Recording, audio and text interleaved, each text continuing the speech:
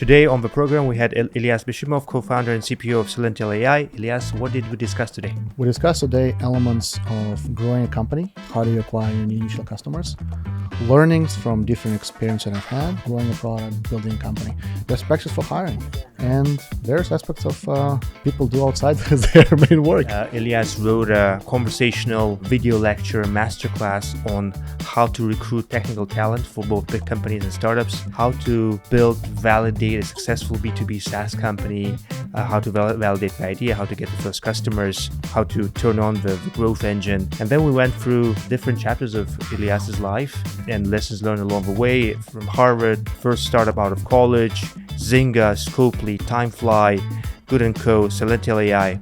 I had a lot of fun talking to Ilias today. You'll have a lot of fun listening to this wonderful conversation.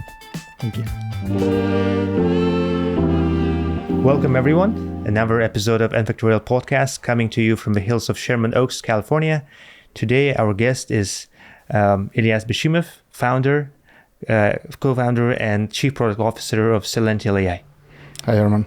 Hi, Ilias. Thank you for, I said a guest, but in actuality, you're the host. Thank you for hosting us at your place today. Let's start from, our intention is to record a conversational video lecture, a masterclass on product and growth. Ilias has had a tremendous track record in building companies, and would love to dive deep on how to build amazing products and how to grow them. But before we do that, let's start from the following. How does Celential.ai transforms how organizations hire and retain talent? Mm-hmm. Oh, very happy to. The challenge with bringing good talent on board, and right now, if we're looking, given the, specifically the tech sector, the biggest limiter on bringing great people in is just to convince those great people to talk to you. Because unless you start a conversation, you can't sell them. You can't convince them that this is the place where you should work. So the challenge for us from the onset was, how do we help companies from the very start bring great talent in? And that has two components. One is, how do you identify who is a good talent for you? And two, how do you convince them to talk to you in an environment where they are overloaded with messages? And this is what we set out to do. That's what we've been doing, and it works very well. How do you accomplish that? Two components. One is we've spent a lot of time building our AI, aggregating our data to be able to figure out how to do matching. And it's what we realized from the very beginning is that, hey, the challenge with the market like talent is that the profiles are so diverse that to be able to do well, we need to specialize. That's why we started with engineering. Actually, at the very beginning, we only focused on Bay Area and really even specialized backend. It's like, how do we help companies hire backend engineers in the Bay Area? Like super hyper small focus, right? Right now, it's any engineering talent in North America, any salespeople, designers, marketers, whatnot for tech industry. Whoever it is you want to hire for a tech company specifically or not, we can help you. But we knew we need to specialize. And to do that, we needed to do two components. One is understand people very deep and do matching that's bi-directional. And that is a big challenge because every startup company wants let me get the best talent that I can get there. It's not the same thing as to say, this is the best opportunity for that talent. So for us to be able to provide great results, it needs to be a win-win situation. It needs to be bi-directional fit. So in addition to scoring, understanding people themselves, we have a talent graph. It's the people we identified, we built models to understand them deeper. We also have company graph. We have university graph. Who are the schools that are supplying great talent? What are these companies? How do they compare? How do they relate to other companies in the industry? What are their specialties? What they're working on? And then when you have this type of data per view in aggregate, then you can be able to understand, hey, who fits for who? right? And in a broad terms that, hey, Armand, have been, before you were running your own companies and media companies, you were an engineer working for some very, very promising, selective, startups.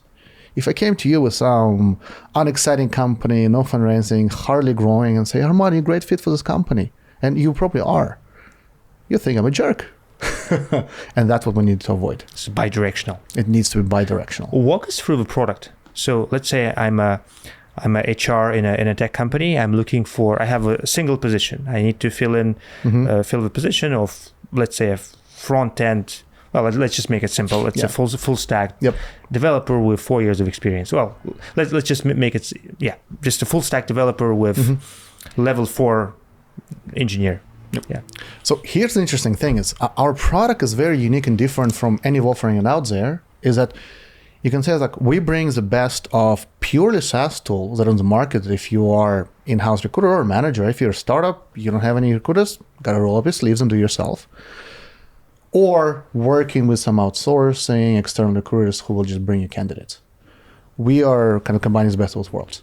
So as a customer, your experience is you log into our customer app, once a day, once every few days, to see the profiles of people who already said we want to talk to you.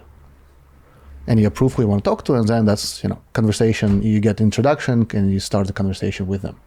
And we show them more expanded, deeper profile that they would be able to have anywhere else because of the data and the insights we aggregate. Now, the experience for ourselves, and that's part of the interesting pivot we did at Celential earlier on, is we started building a SaaS tool, and then we initially pivoted to purely providing service. Because our view was, if I am to solve your problem fundamentally as a hiring manager, is you need hiring. To solve it for you fundamentally, you don't need another tool that hopefully with a lot of effort will translate to more people coming in. To solve your problems, you need people coming through the door and say, I will talk to you. And they need to be relevant, strong people for a candidate, somebody you would want to work with, somebody you want to hire. So let's solve fundamentally. Why give you the tool? Let's give you the candidates. So we started using the tool ourselves. Got it. And I read that you have 20 million people in your database. Which sources did you use? How did you get this data? Oh, it's... the same things around become like, oh my God, OpenAI has been trolling the internet. I'm like, many companies have been doing it for so long. So have we. We've been trolling the internet for profiles to try to aggregate as much data on people out there to be able to then identify engineers and basically hoover the internet, the information to make it. And that's where an interesting challenge comes in, is that people in many areas think it's extremely true of recruitment. It's true of other areas in that it's not about data. It's about aggregating data, and it's about building unique understanding about the data that you have. So, for example, if somebody has, let's say somebody copied and scraped the whole of LinkedIn and GitHub, that allows them to build something like, hey, we have to the same results. Not even close. It has fascinating, interesting challenges from like, hey, if I know there's Armand and have your profile on website A, and there's an Armand on website B, if I build wrong algorithms to try to match them, and if it's not you, well, now I have introduced errors into my product, right? So when I have wrong insight, wrong data. If I'm being very, very too restrictive, I am not enriching it enough to be able to draw deep insights that are not available elsewhere. So how do you combine that very well? And that's not an easy challenge at all. And that's partially why we pivoted from, hey, here's a purely SaaS tool we sell, to here's a service that we are going to use our own product. Why? Because we need to be on the front line, and we needed to see it ourselves, use it every day to know how to improve it, because the challenge is very hard. Because when it comes to recruitment space, when trying to understand how to optimize trained models, there's no such 80-20. The prevailing case is at most 20%, and there's the long tail of end of, unique variations, difficulties that unless you experience heads-on, it's hard to improve. And that is why most tools are so clunky and don't provide good insights and provide better results. And that's why many candidates also complaining about recruiters sending them daily about awful, unrelevant jobs. Why? Because using terrible jobs. Why? Because it's very hard. And that's why we're going to specialize, we're going to do it ourselves, to be able to understand what do we need to build to make it efficient, to make it relevant. What are some of the features you're looking at when your AI is looking at a profile? Are you looking at the tenure each candidate had at each company, the career trajectory, whether they grew fast or not? What are some standard, maybe some surprising features you're looking at, and some insights along the what interesting insights did this AI bring to the companies? Absolutely. And in terms of what we use, everything you've mentioned and about 1,000 more. 1,000 more, gotcha. About 1,000 more. It's many things. And it starts from very simple but very highly relevant things, such as, hey, if somebody wants to target a backend engineer, how do I do that? Well, if you log in the recruiter on LinkedIn and I say I want a backend engineer, it's going to look for people with title backend engineers. But most backend engineers don't have a title backend engineer, right? There'll be staff engineers, senior engineer 2, operations platform. Like, what the hell is this, right? How do I understand it? So, and that's not easy, right? And most people you hire in recruiters, they don't have technical backgrounds. It's not the purview. It's not an easy thing. Even if they have a decent amount of description information, it's hard to make heads and tails of it. But it's something our AI does extremely well, to be able to guess what likely focus the person has or focus is. Because many engineers are many, right? There are people who have alternated between, say, being a purely front end to full stack and both. Right? People change. Or if you're a backend engineer, you start as a generalist, you may switch work some infrastructure, but you really don't like building out ML. How do we guess that? And that's a very basic required component that unless you do this very well, you can't recruit, because people don't recruit software engineers. They recruit backend, front, and full stack. Backend, it's networking ML. That's what do that. Another simple but critical thing that's really hard to do is to say, hey, what is the rough seniority of a person? Because judging purely by profiles, and most platforms, again, if I say, hey, I want roughly somebody senior who has between 4 to 10 years of experience. If you enter still in LinkedIn today and say, hey, I want somebody with software engineer with 4 years of experience, if they've been working for only 1 year, but they have 4 years of being, say, an admin and their university gazette for 4 years during college, he will come up with 5 years of experience. And you clearly target wrong people, right? There's completely wrong seniority. We understand this very well to see, hey, what is really relevant experience? And that's what becomes extremely nuanced, such as, hey, if a person had 3 years of work experience as a software engineer, but they spent the past 5 as a product manager, does that make him equivalent of 4 years as a software engineer? Maybe, actually, in some cases.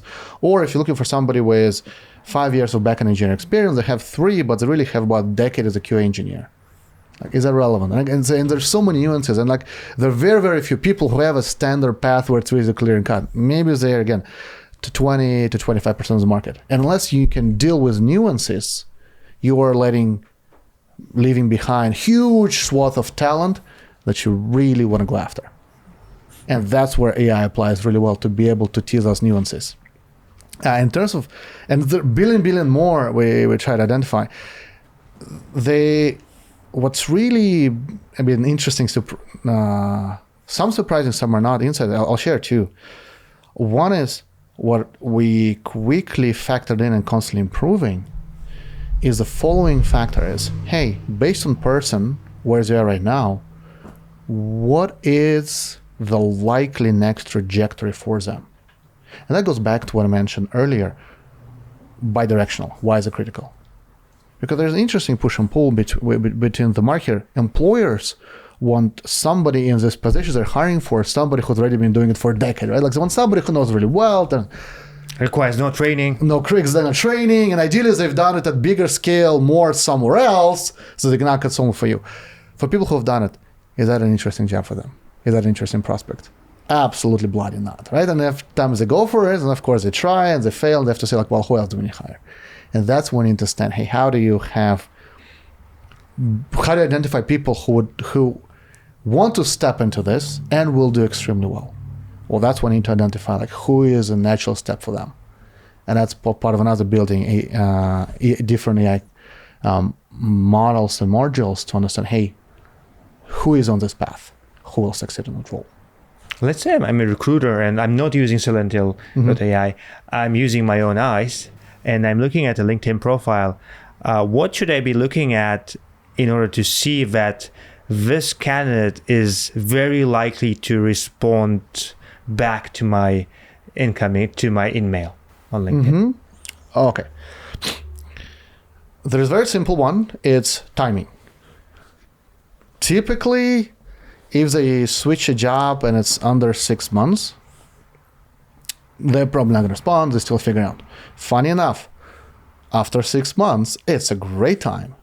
And many recruiters avoid it because after 6 months, and I think the mechanism there is after 6 months, the honeymoon period with the company is over, and now you're truly deciding for yourself, hey, is this what you sign up for? Is this what you want? Or, oh my God, you made the wrong decision. And it's a great time to try and approach people who feel they found, they made the wrong choice. Funny enough, during the heydays of Facebook and many rise-ups, poaching people from this is hard because they are very well compensated, a digital company, large scale, everything else, hard to poach. It's fantastic to poach from Facebook after 6 months people who were at Google right before. Because we found out the cultures are so different that especially to Googlers who spend, we could say a really good tenure, 4 to 5 years. Very experienced operators, engineers, other roles who we grew up with Google, that's a big part of the culture, how they operate, and they get dropped to Facebook. And the culture seems to be so different that many of them 6 months like, oh my God, I made a bad decision. It's because Google is all about right engineering practices, but whereas Facebook is about just getting it done, hacking together. It's a lifestyle, it's an approach, it's a dynamic relationship. And we poach a lot of people in that category. And it's a lot easier than poaching similar people from Google itself. Interesting. Another way to look at a person, one quick tip to identify if a person is more likely to respond is what is their average tenure? People do actually tend to pick average time, how long they want to stay, operate, also relative to a company. Go research the company. How long people are there? What is the trajectory there right now? Did they have a big departures of people that may signal a shock? Are there somebody who is leaving this point? And that's why AI feels very important, is that you can do all of that as a human. You absolutely do not have time given the response rate. So that's why you cannot manually devote time to that. Mm-hmm. You need prompts, you need help, you need tools to be able to digest for you at scale. Mm. Even if you yourself, the person, have enough analytical capabilities to be able to deduce it. 100%. Well, one signal I was just thinking is that if someone is working at this big tech company and has the same title for, let's say, 2, 3, 4 years, that's very likely that we didn't get a promo. And now they're getting depressed and and now they start thinking about, hey, am I capable of getting a strongly exceeds expectations kind of flag, or I need to look elsewhere. Absolutely. And there are two also interesting moments where you might target people is January. It's excellent because, again, I think the motives that I assume affects people that they spend time during the Christmas, New Year's holidays, a lot of people take a break, they relax to reflect. And that makes them think about career choices. Now some planning happens, something be kicked off, and it's like, well, what does New Year bring me? Because for many of us, New Year's is mentally, it's a big start to something. That's why people rush and start buying, gym memberships. Same to people's careers. Like, hey, it's a new year. What I do, right? Second one is if you look at people's 5, 10, 15, but really big ones, 10 and 20, likely reunions after their college or high school. Because people go back, again, my hypothesis, people go back, they have reunions, and they're like, I clearly did not stack up to the most accomplished people among graduates, I need to do more. And when people compare, we always compare to the people who are a lot more accomplished than not, so everybody begins to feel that pressure in mind. And so in June, people start looking for... July, you think it's summer, target them. But it needs to be around 5, 10 kind of the reunion times where they can more clearly compare themselves to their peers. Nobody's ever happy when they're comparing themselves next to their peers, unless you're the most accomplished guy, right? But of course, those people doing so well, they never get target anyways. Exploited FOMO. Got it. As someone in the space, let's talk about talent migration. Where did you see talent migrating in the past, let's say, 10 years? Back in 04, maybe from 04 to 12, Google was this place, like you have to be at Google, like top. Then Facebook became this hottest player in town, and then people started moving there. And talk about this migration. What was the hottest thing in town year by year? So, interestingly, in terms of migration between companies, of course, is when there's new big upstart, that of course they're able to attract the best, most desirable candidates, and that's where also AI comes in really well, is to be able to remember. Because here's an interesting example: is right now, I talk to a lot of my colleagues, my friends who are recruiters, and I say, what do you think about VMware? Actually, what do you think of VMware? I mean, it got acquired, right? Recently. Yeah, by EMC, right? So now they belong to Dell. But then they got spun out. But today, say, there's an engineer with, say, 4 years of experience. They're currently working for VMware. How would you rate them relative to, say, Bay Area engineers? Like where? Not very high. Because the company is not... I mean, it's not the Diana Green left. I mean, it's not this kind of it's not a founder-led company. It's more of a private equity-owned kind of conglomerate. What if it was, say, 10 years ago or say 15 years ago? Very interested because they just acquired Nicira in 2012, the software-defined networking tool, and new talent came in. So it was a pretty good place for. I love what you're saying, and it's spot on. The challenges, and you're a big study of the business, especially tech. You've been immersed in it for a long time, and you have incredible research and mind for analyzing the trends and patterns. And that's exactly what you need to be able to evaluate people. But that's not how most approach. It's not what most are capable of. And that's what how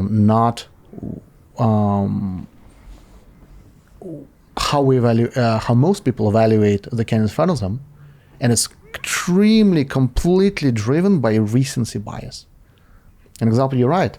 From mid-2000s to even early 2010s, VMware had arguably some of the best engineers in the Valley. Absolute badasses. That's what we want to hire. And there are so many cases where I know people have got experience, they've been on trajectory. And and it's our software identifies, engages, generates, for a customer, comes, looks like, hey, I like this experience, but he spent quite a bit of time doing VMware those 8 years. I'm like, go back market them. I'm like, well, actually, like he spent those 8 years doing VMware where it was the fastest growing, the most selective. People don't remember that, right? So like the interesting, that's where, and that gets forgotten very, very quick. And in terms of migration of talent, of course, it really has to do with two big trends. Either there are a few huge upstarts, right? Mid-2000s, VMware was huge, right? How's it growing? Their IPO was unbelievable success run. 2010s, of course, it's Ubers and Lyfts.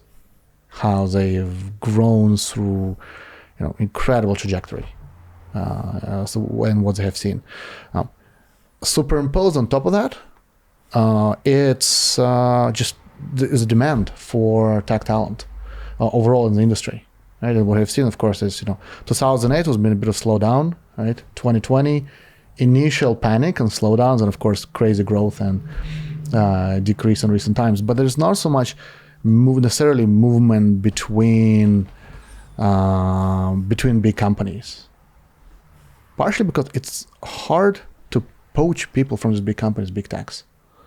And interestingly, it's easiest to poach out of Google and Facebook their most accomplished, their best paid people, not their average person.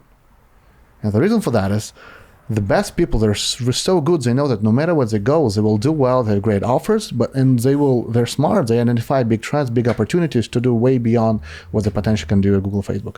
Whereas the rest, because they've been so well compensated, they know that few can afford them, and they do not qualify for the same level of compensation that they command at Google, Facebook.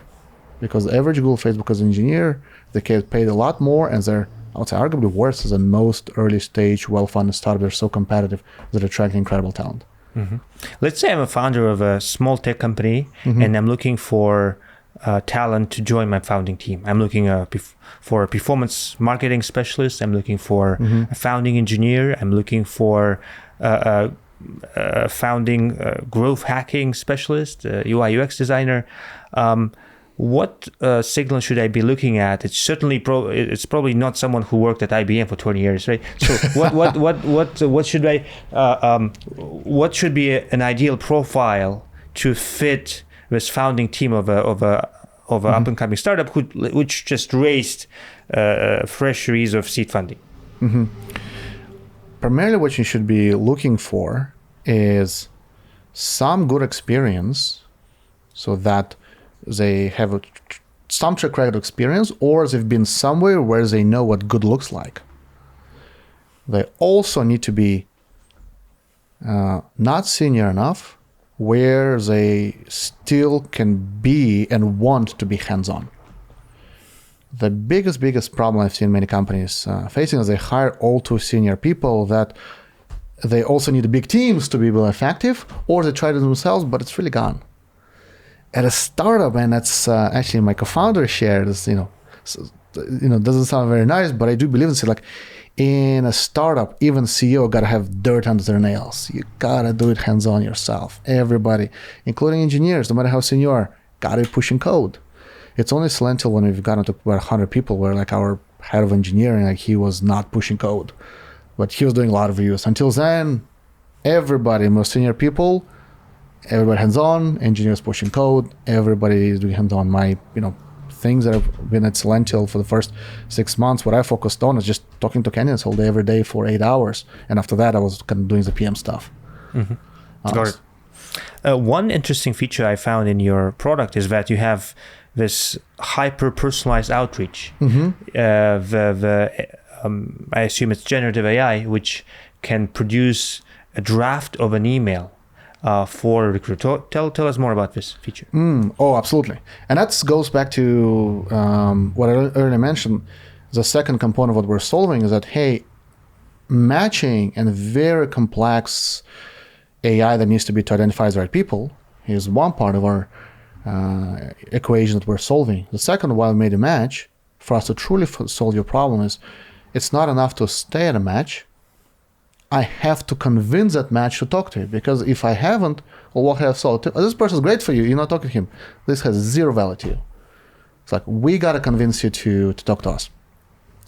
So what we have built, it's actually a lot more than just personalized outreach. We've built effectively a full end-to-end marketing platform that generates the initial outreach, that generates follow-ups. It pre-schedules them. It tries to identify what is the right time to reach out to you.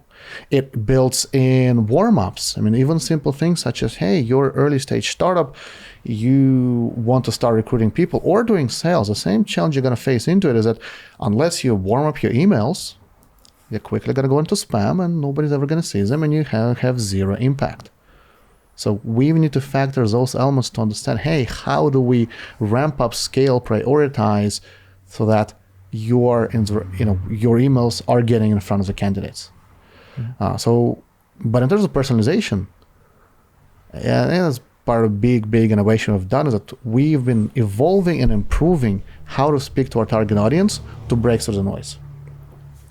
During even now downturns, good engineers, they're getting hundreds just LinkedIn messages a week, not counting emails. And I have my friends who get hounded through Twitter, Quora, everybody else. Everywhere recruiter can find even Tinder. You'll no joke. Actually, I should happen. Exactly. Happened to a friend of mine. He was so happy to get a match, and then he says, "I'm looking for a JavaScript developer." Like, oh, yeah, no. Did he respond? He I don't think he responded. He was happy at his place. He should have. And you gotta hustle. And so what we need to figure out is, hey, to break through the noise, of course, we need to do everything right just to make sure we land in front of you. And then we got to convince you that this is the best opportunity for you relative to everything else, or at least is we spend time understanding you. Therefore, this is a higher quality outreach than the billion non-personalized, terrible reach out somebody gets to you. And we have so many responses when people say, hey, I'm so happy you reached out. I am normally don't respond to this cold outreach unless I'm interested, but you clearly spend time understanding me, so I'm happy to engage, have a conversation. And that makes me both happy, also a little bit guilty. Happy because clearly we've done something right. Guilty because nobody reviewed the profiles. Like, it's all AI that does some background, and not full misleading, but still a little bit of guilt of me. Here's what we've done very, very differently is, and it's a very simple principle. Outreach to candidates, it's sales. As a startup founder, pretty much everything you do is sales. You sell to your customer, you sell your company to candidates to work with you, you sell opportunities to your teammates every day, so that it gives them the drive to keep pushing towards the big mission. That's all you do. People who normally involved in recruitment, even when they found themselves, they don't see it as sales. So they talk about, hey, here's who I am, how wonderful I think from my perspective, and here's what I need. What you need, instead, need to put an email to a candidate and say, hey, why is this better than anything else the candidate can receive? Why is the best opportunity for candidate relative to everything else? Because that's what do candidates care about, like everybody else, about themselves. So our auto generation is really focused to tell candidates, like, hey, why this is the best for you. And also, why this is relevant based on your background in terms of the type of company, schools, everything is spent. It's like, hey, we truly spend time understanding. And that's actually generating the pitch to the candidates that we reach out to is the part driven by our matching thing for which we match, which impacts why they were selected and surfaced, also impact what goes into this personalization, why we think they're a match. Why do you think it's good? And because bi-directional, it's very relevant. Mm-hmm. Two questions. What's the ideal structure of a cold outreach email to a candidate? And question number two, if I have to pick one, do you recommend in-mail on LinkedIn or just an email by looking up? Yeah, just an email. Yeah. Oh, absolutely both. Mm-hmm. One is not enough. It's not going to be enough. You are not going to get enough volume. There's this bit of a notion in recruiting for people who have not done it, is that as long as I identify as one perfect one, you need to reach out to one person, you're going to close them and everything's going to be great. Never happens. Absolutely never happens. You need to have volume for many, many reasons. One big and simple one is you need to talk to enough people yourself as a person hiring to even understand what you're looking for, what's out there, how to convince them. It's a sales, right? Just somebody interviewing, you to interview at enough companies to get practice to understand. Same is for a founder. So you need to get volume. Given the ultra competitive nature, especially if you are looking for strong people, it's a bloodbath. No matter even during the downturn of the market, for the best people, there's a bloodbath, which means you're never going to get this like one perfect person you identify that will respond to you, everything's going to work out. You need to have volume. To have volume, you got to go both channels. So all those both. And a simple structure is you need to be do three things. And I'd say like open, in a pithy way, explain why you are very promising and how do you stand out relative to everybody else. And it's extremely hard, especially the earlier on that you are. And people think like, oh, I'm a serial entrepreneur and I have these 3 VCs.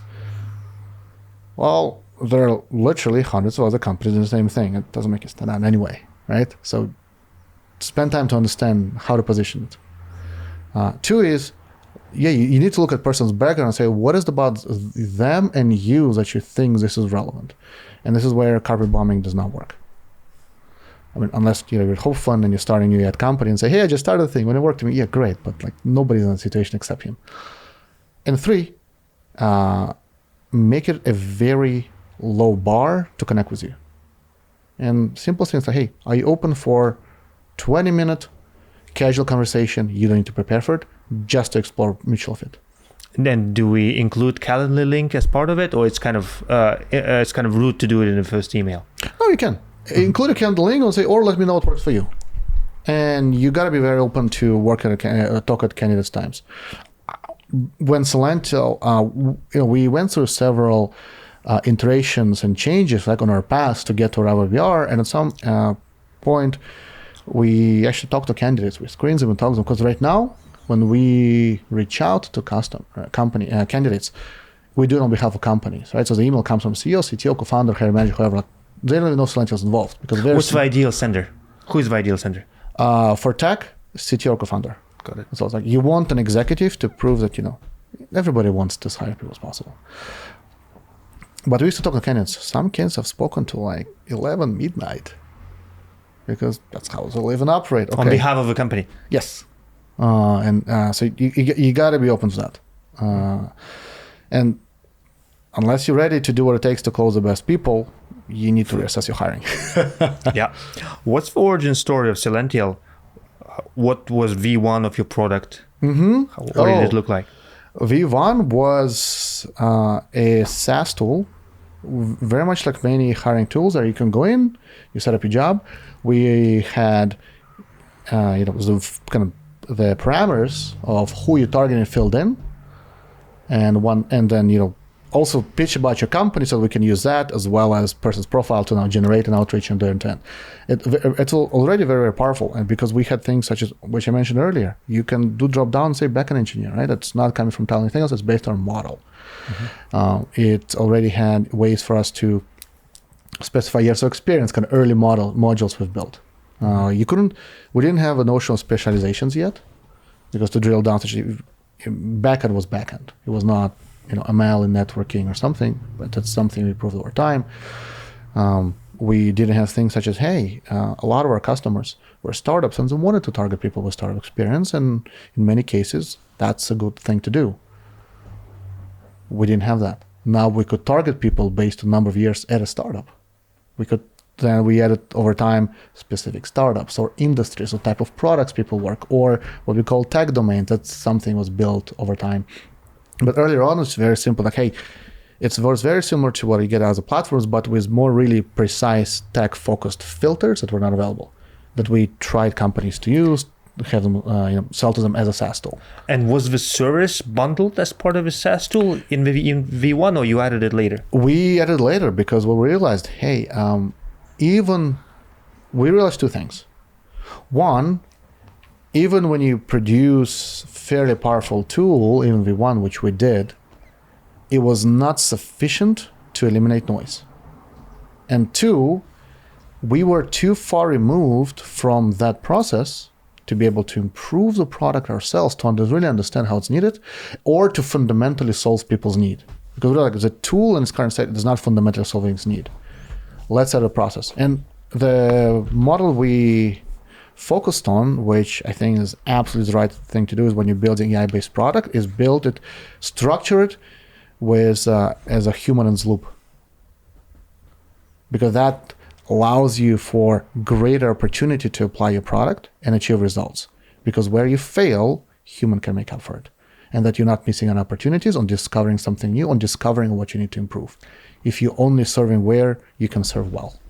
So you would do the phone screens on their behalf, and then you would send the company, you would send the candidates who already passed your phone screen. Correct. Got it. And we would reach out to, we work pretty much like, okay, so we need to actually use the tool ourselves to understand it really well and provide actual candidates. So like, well, the simple thing to do right now before we do any business model innovations, which we'll end up doing later, which is what Celential is today, we said, let's just work as recruiters. We're going to get the same 20% pay structure, which is going to be most efficient recruiters because of this tool we have. And we reach out to Celential. All the emails were actually going out from my co-founder Andrew, his name, because he engineers like talking to engineers, right? And he has many, many years engineering leader, truly very accomplished engineer background, so people more like to respond to him.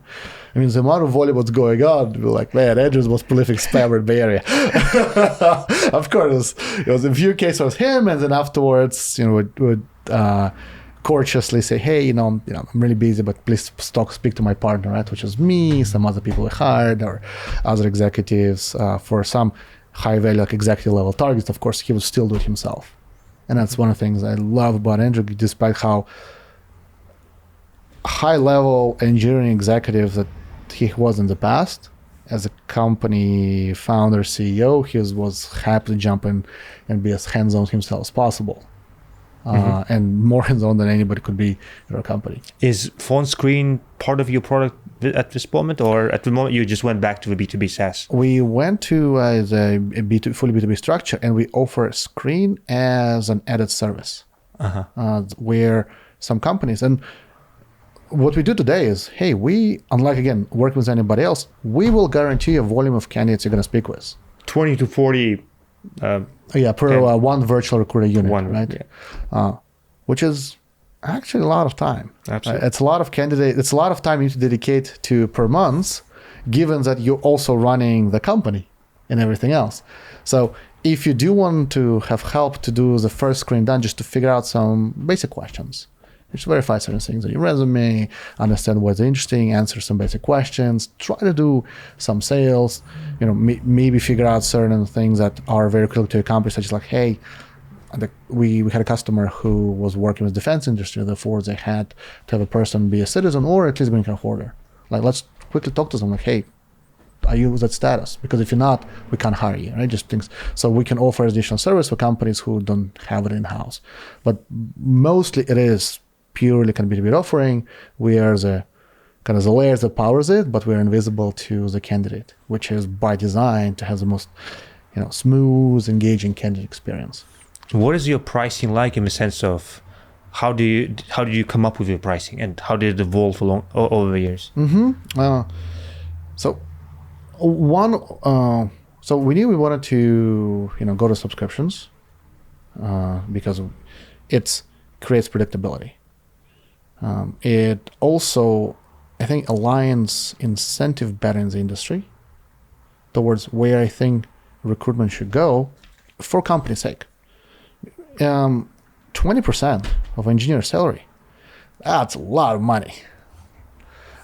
When the whole boom after 20 post-pandemic boom that tech sector experienced, most even boutique firms were actually charging 25, 30.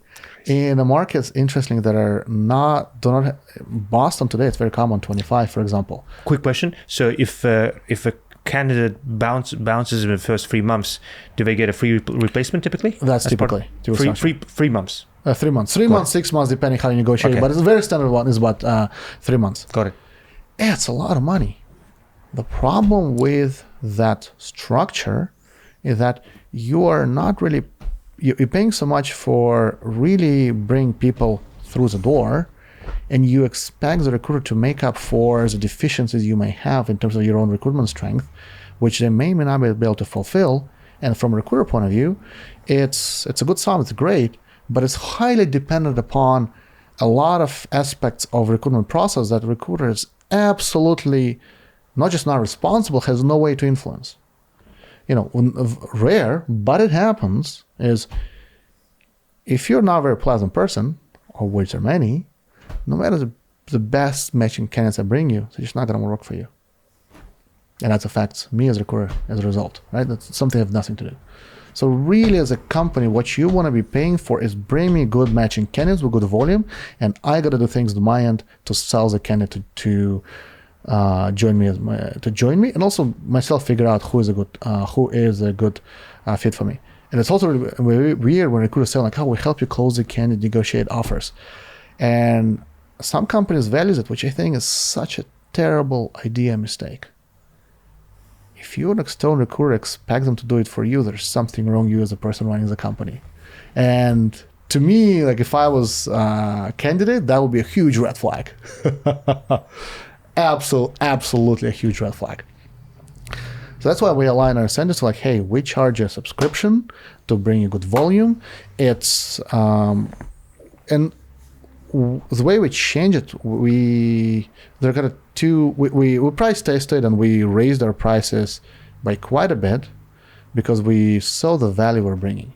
And roughly it works out to is we're charging you as much as it would cost you to have one in-house recruiter bringing the result that we do for you, but actually they're doing the work for about 3 people. Mm-hmm. So do companies pay per position or? Mm-hmm. So the structure we have is it's kind of one virtual recruiter unit. So like you can think of like as your in-house recruiter that they can put towards 2 to 3 roles. Got it. So if I want to fill 6 positions, I need to have 2 virtual recruiters. Correct. Or you can do it sequential. Say, hey, let's if you want a 6th position right away, then that's what you need to do. Or you think, hey, let's focus on these 3 right now. Let's get a good pipeline going, volume higher, and then we're going to switch something. Which is, again, unless you have the right support, is probably the right decision. Mm-hmm.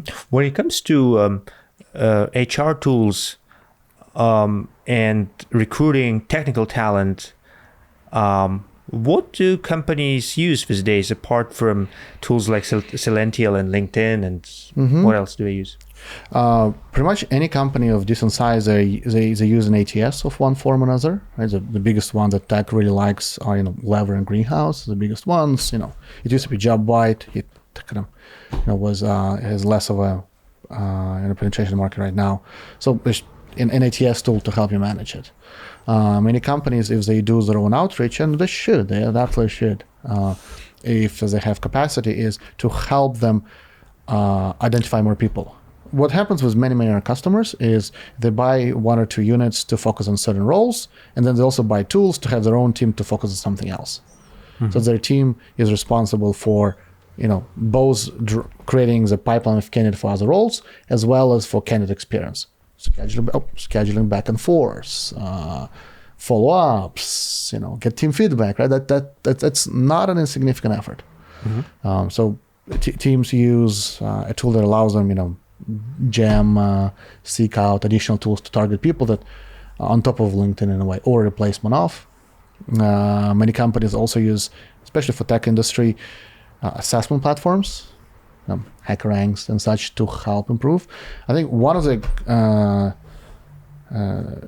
companies that's help with that is say, hey, you can use HackerRank to do take home technical screen, or you can hire an expert can help you do it like Carrot, which I think is a fantastic service, very much needed. And what does it do? So they hire technical people to do the first live technical screen. What's the name of the company again? Carrot. Spells a K. Mm-hmm. They're unicorns. They're doing extremely well. And it's good service because to hire well, you need a good volume of people. Good volume of people means that's a lot of work to screening them, because that's on top of everything else you need to do building and growing the company. And if you need to decide for yourself what is valuable to you, more valuable, an hour of your engineer's time tech screening somebody, which is not just an hour by itself. You have to schedule it, it's context switching, it's back and forth, it's a feedback, which affects the productivity. Or can you outsource to somebody who maybe will do it just as well, or if they're specialized, might be even better. Because interviewing, assessing is very, very hard. And few realize it, even few are willing to admit to it. But it's a difficult thing. If you can outsource somebody doing better and you can afford it, it's a wonderful thing to do. The company started by HarchToGar, which helped YC companies to recruit technical talent was pretty hot at some point. Can't remember the name. Do you happen to remember? Sure. Well, maybe we can just look up in the show. We'll just put it in the show notes. Yeah. They basically took care of the initial phone screen, and then I think it's great. That's if you can afford it, it's worth spending. Especially if, and you also have to be very, very honest with yourself that big part of the first screen is not just figure out the person right for you. You got to sell them on your company so that they feel motivated to show their best, to show themselves, and continue interviewing with you when you're targeting top people. Whoever takes this first call, are they going to be good at it? Unless you're able to create a structure, sometimes it's better to work with companies who can help you with that and specialize. And a lot of firms beginning to use additional tools because, of course, so much of now interviewing still is virtual. It's not just use Zooms, but something that can help you aid with that, and track it and integrate it with your, application tracking systems, things like GoodTime or BrightHire. That also might be very, very useful. And, when you build a big process, build a lot of candidates, it's important, it's helpful. But when you're just starting out, when you're hiring the first 10 people, all you need is spreadsheets, calendar reminders, and to realize to yourself is that hiring is important. You gotta dedicate time to it. If you can't, you're not gonna be able to hire good people. Your suggestions on an ideal phone screen, how long should it be? What 3-5 questions I should be asking? What ideal? I would say first phone screen, half an hour. 20 minutes should be sufficient. Especially if you have done it enough, you're experienced, you're beginning to develop a certain knowledge that begins to come out as intuition, but if it's built on something, right? When you don't have it, it also allows you to have a lot more of skills to start beginning to develop connecting the dots for yourself. Ideal structure is, say, half an hour. Make sure you spend the initial part of the call selling yourself, showing who you are, selling the company.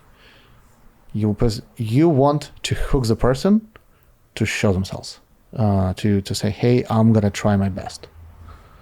And then 15 minutes, when you screen is understand what they're looking for next, what is their aspirations, understand just, most people do not have enough information on their profiles to deeper evaluate it, just to dig deeper to understand is, do they have the right experience that you need for your next role?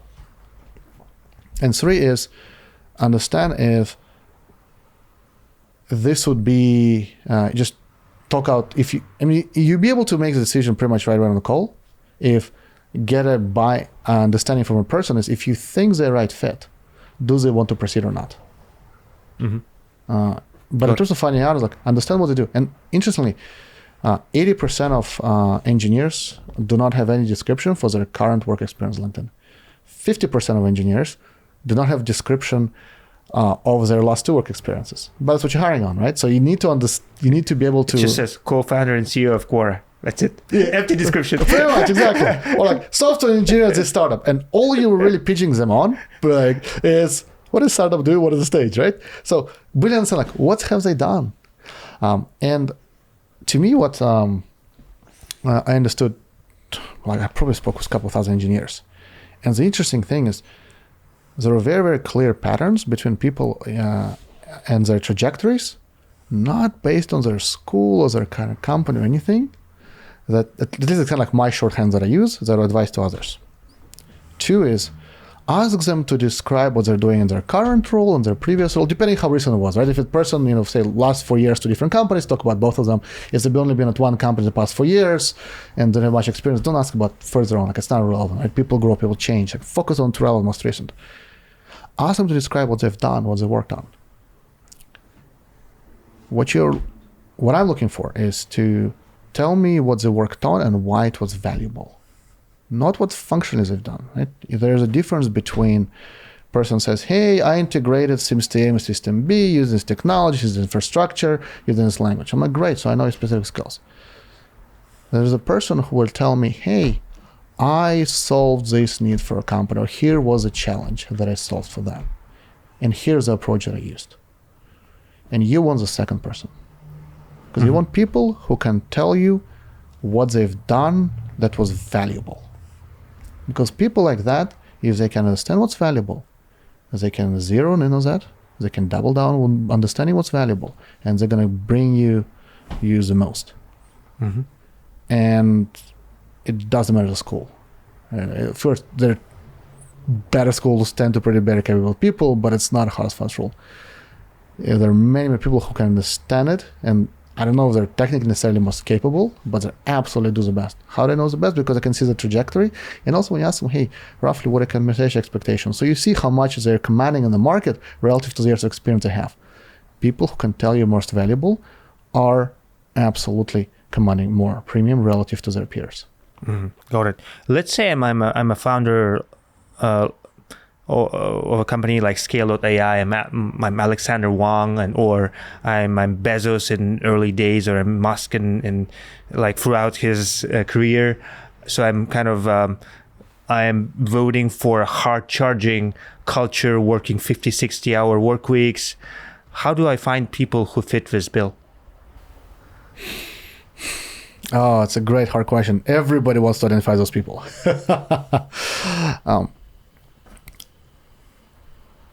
I think you do two things to identify people like this. One, you gotta spend a lot of time targeting and being the first person talking to people like that to identify your build your core. If you don't have a core like this, you're not gonna be able to build it. An initial core, you gotta be the one. So the core, which is attracting, the magnet attracting, the magnet attracting, the magnet's attracting, and the initial core that's already set up those principles. So you gotta be the one on front line, talking to them, to building that, because that's what you're trying to build. And two is, you have to identify people who are ambitious, and you have to identify people who are top talent, and this is the best opportunity for them. How do you test ambition? Ask them what they work on. I think ambition, and it's a very hard question. Many people have better views, better approaches to identify it. My shorthand is I'm trying to tease out what drives a person. And kind of, the many ways, but the shorthand identifies that if they are intrinsically motivated to achieve, to learn, because they're doing something because they're driven from within, that to me usually coincides with a person who's more ambitious, who wants to do something. Which means they will not be working if only because you tell them, you're yelling, you're from behind, you schedule late meetings, you demand by deadline, because they want to create, they want to do well, they want to achieve. And it's a lot of people that are, founders, right, themselves. You're starting from nothing, nobody's driving you, it is by yourself. So, engineering is one part, but even in other areas, I love identifying and talking to people who have either been founders or want to do it in the future. That are convinced to say, hey, you will be better served joining me first, learning more things so that you are more powerful for when you do it on your own. But for now, let's join forces. Yeah, we talked about Parker Conrad before the recording started, and his new company, Rippling, it's this compound startup. They have maybe 10 to 12 mini teams led by former founders, sometimes failed founders, but he loved recruiting them because they would bring the startup mentality to Rippling. So true. Yeah. When it comes to, what was I going to ask? Another trait which is very valuable these days is this ability to getting things done. You, in the words of Kiefer Boy, you see the wall, you jump over the wall, you make friends with the wall, you make a hole in the wall, you run around the wall, but you find a way. You don't wait around. You just get it done no matter what. How to test this ability? It's very, very hard.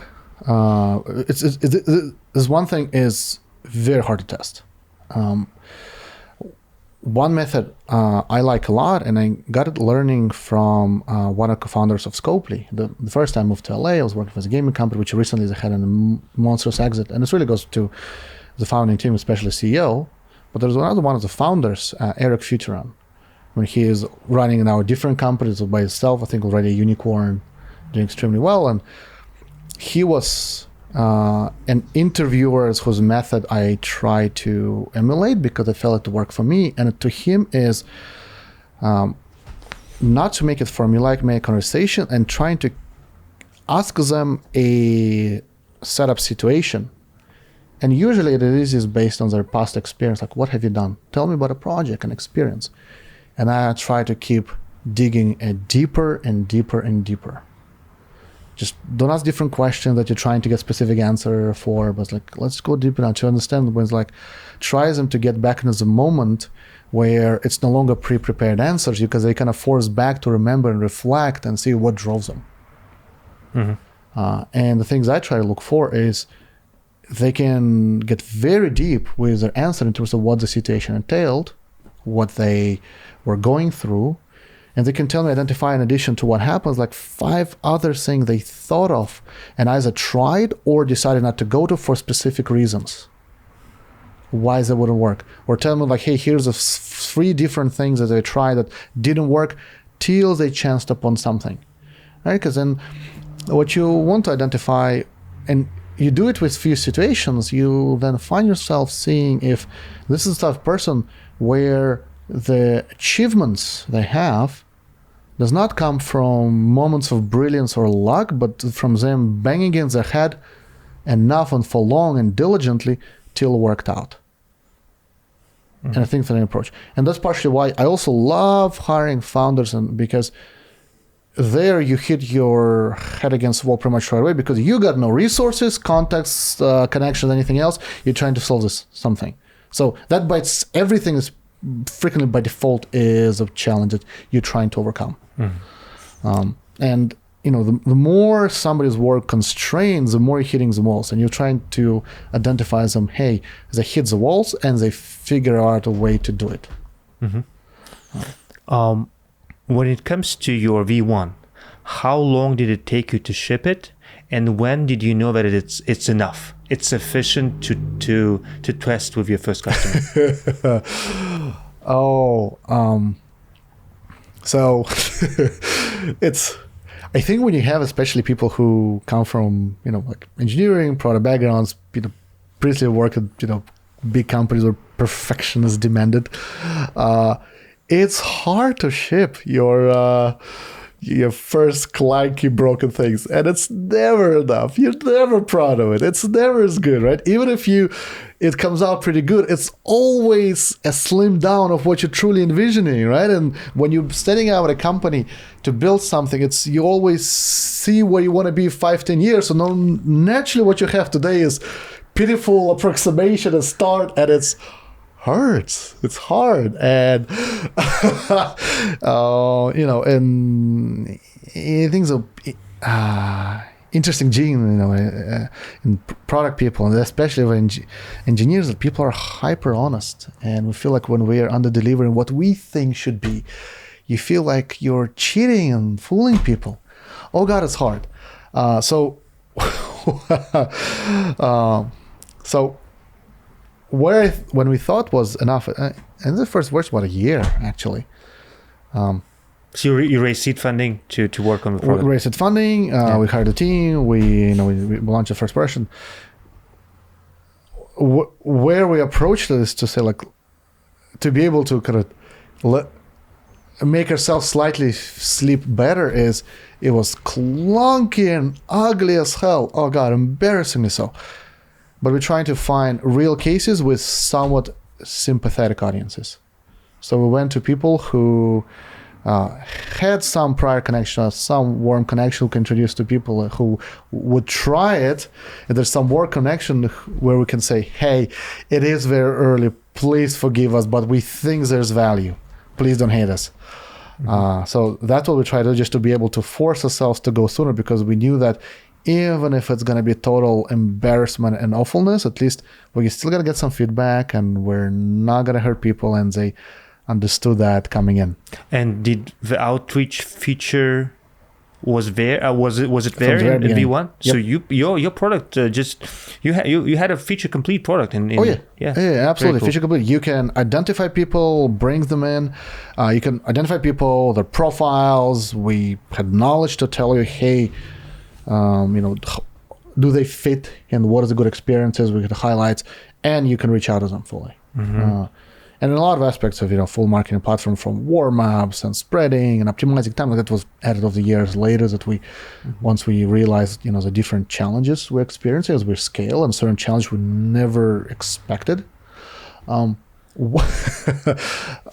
We were interesting. I never told you the shift from going kind of recruiter structure to now selling a virtual recruiter, where it's a subscription-based product, a company.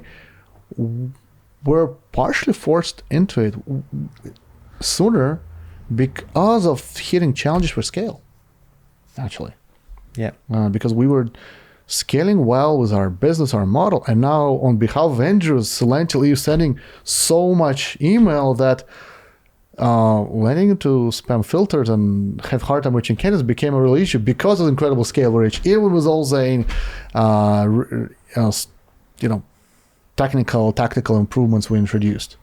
So what we can do? Well, let's reach out on behalf of our customers. Hey, customer, can we ask you for your email? So we'll be like, Android, customer.com, right? Please, just to bypass that problem. Like, well, I guess we need to be moving towards this SaaS. And you would introduce yourself as Andrew on behalf of that company? It used to be, we tried many things. Andrew for our company, or like, hey, I'm Andrew, or it'll be, we also always have a dedicated customer success manager assigned to a customer who works with them, who manages their platforms, delivers results, their point of person. It would be like, hey, I'm Ilias, who is, talent advisor discovery. So like we're helping them, can we chat? Got it. So that kind of partially because of scale reaching, they'll forced us to move to, what Celential is today.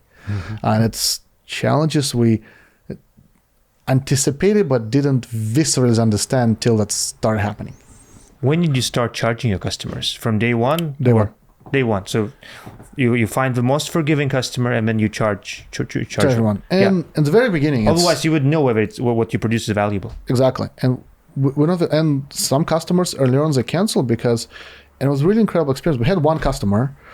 And they're a very, very big company right now, which partially we regretted. Like, man, we should have figured out something more to keep them because it'd be great, always a logo to have is, which we're charging them, we're delivering results, but they did not have infrastructure in place to be able to, make most of our candidates, and they did end up hiring anybody through us, and they canceled because they didn't have enough recruiters to actually interview those people. Recruiters, or because the company was doing so well, hiring managers were like, yes, I need people, but also, oh my God, we're doing so well, I need to service that, right? And recruiting will always take a second, place relative to now delivering to customers, revenue, everything else.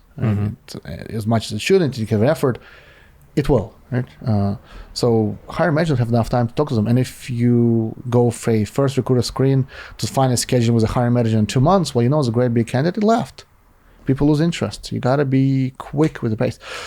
So they even themselves said, like, hey, look, guys, you delivered everything else. The problem was on us. But we're still paying you, and we didn't realize the value. Irrespective of whose fault it is, we don't see value. We didn't realize value. So it's like, it's fair.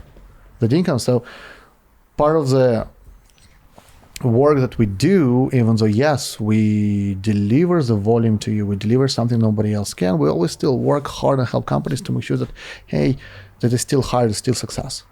And it goes back to our mindset is we want to fundamentally solve the problem and we want to bring value, irrespective of what it is, and do the, utmost for our customers.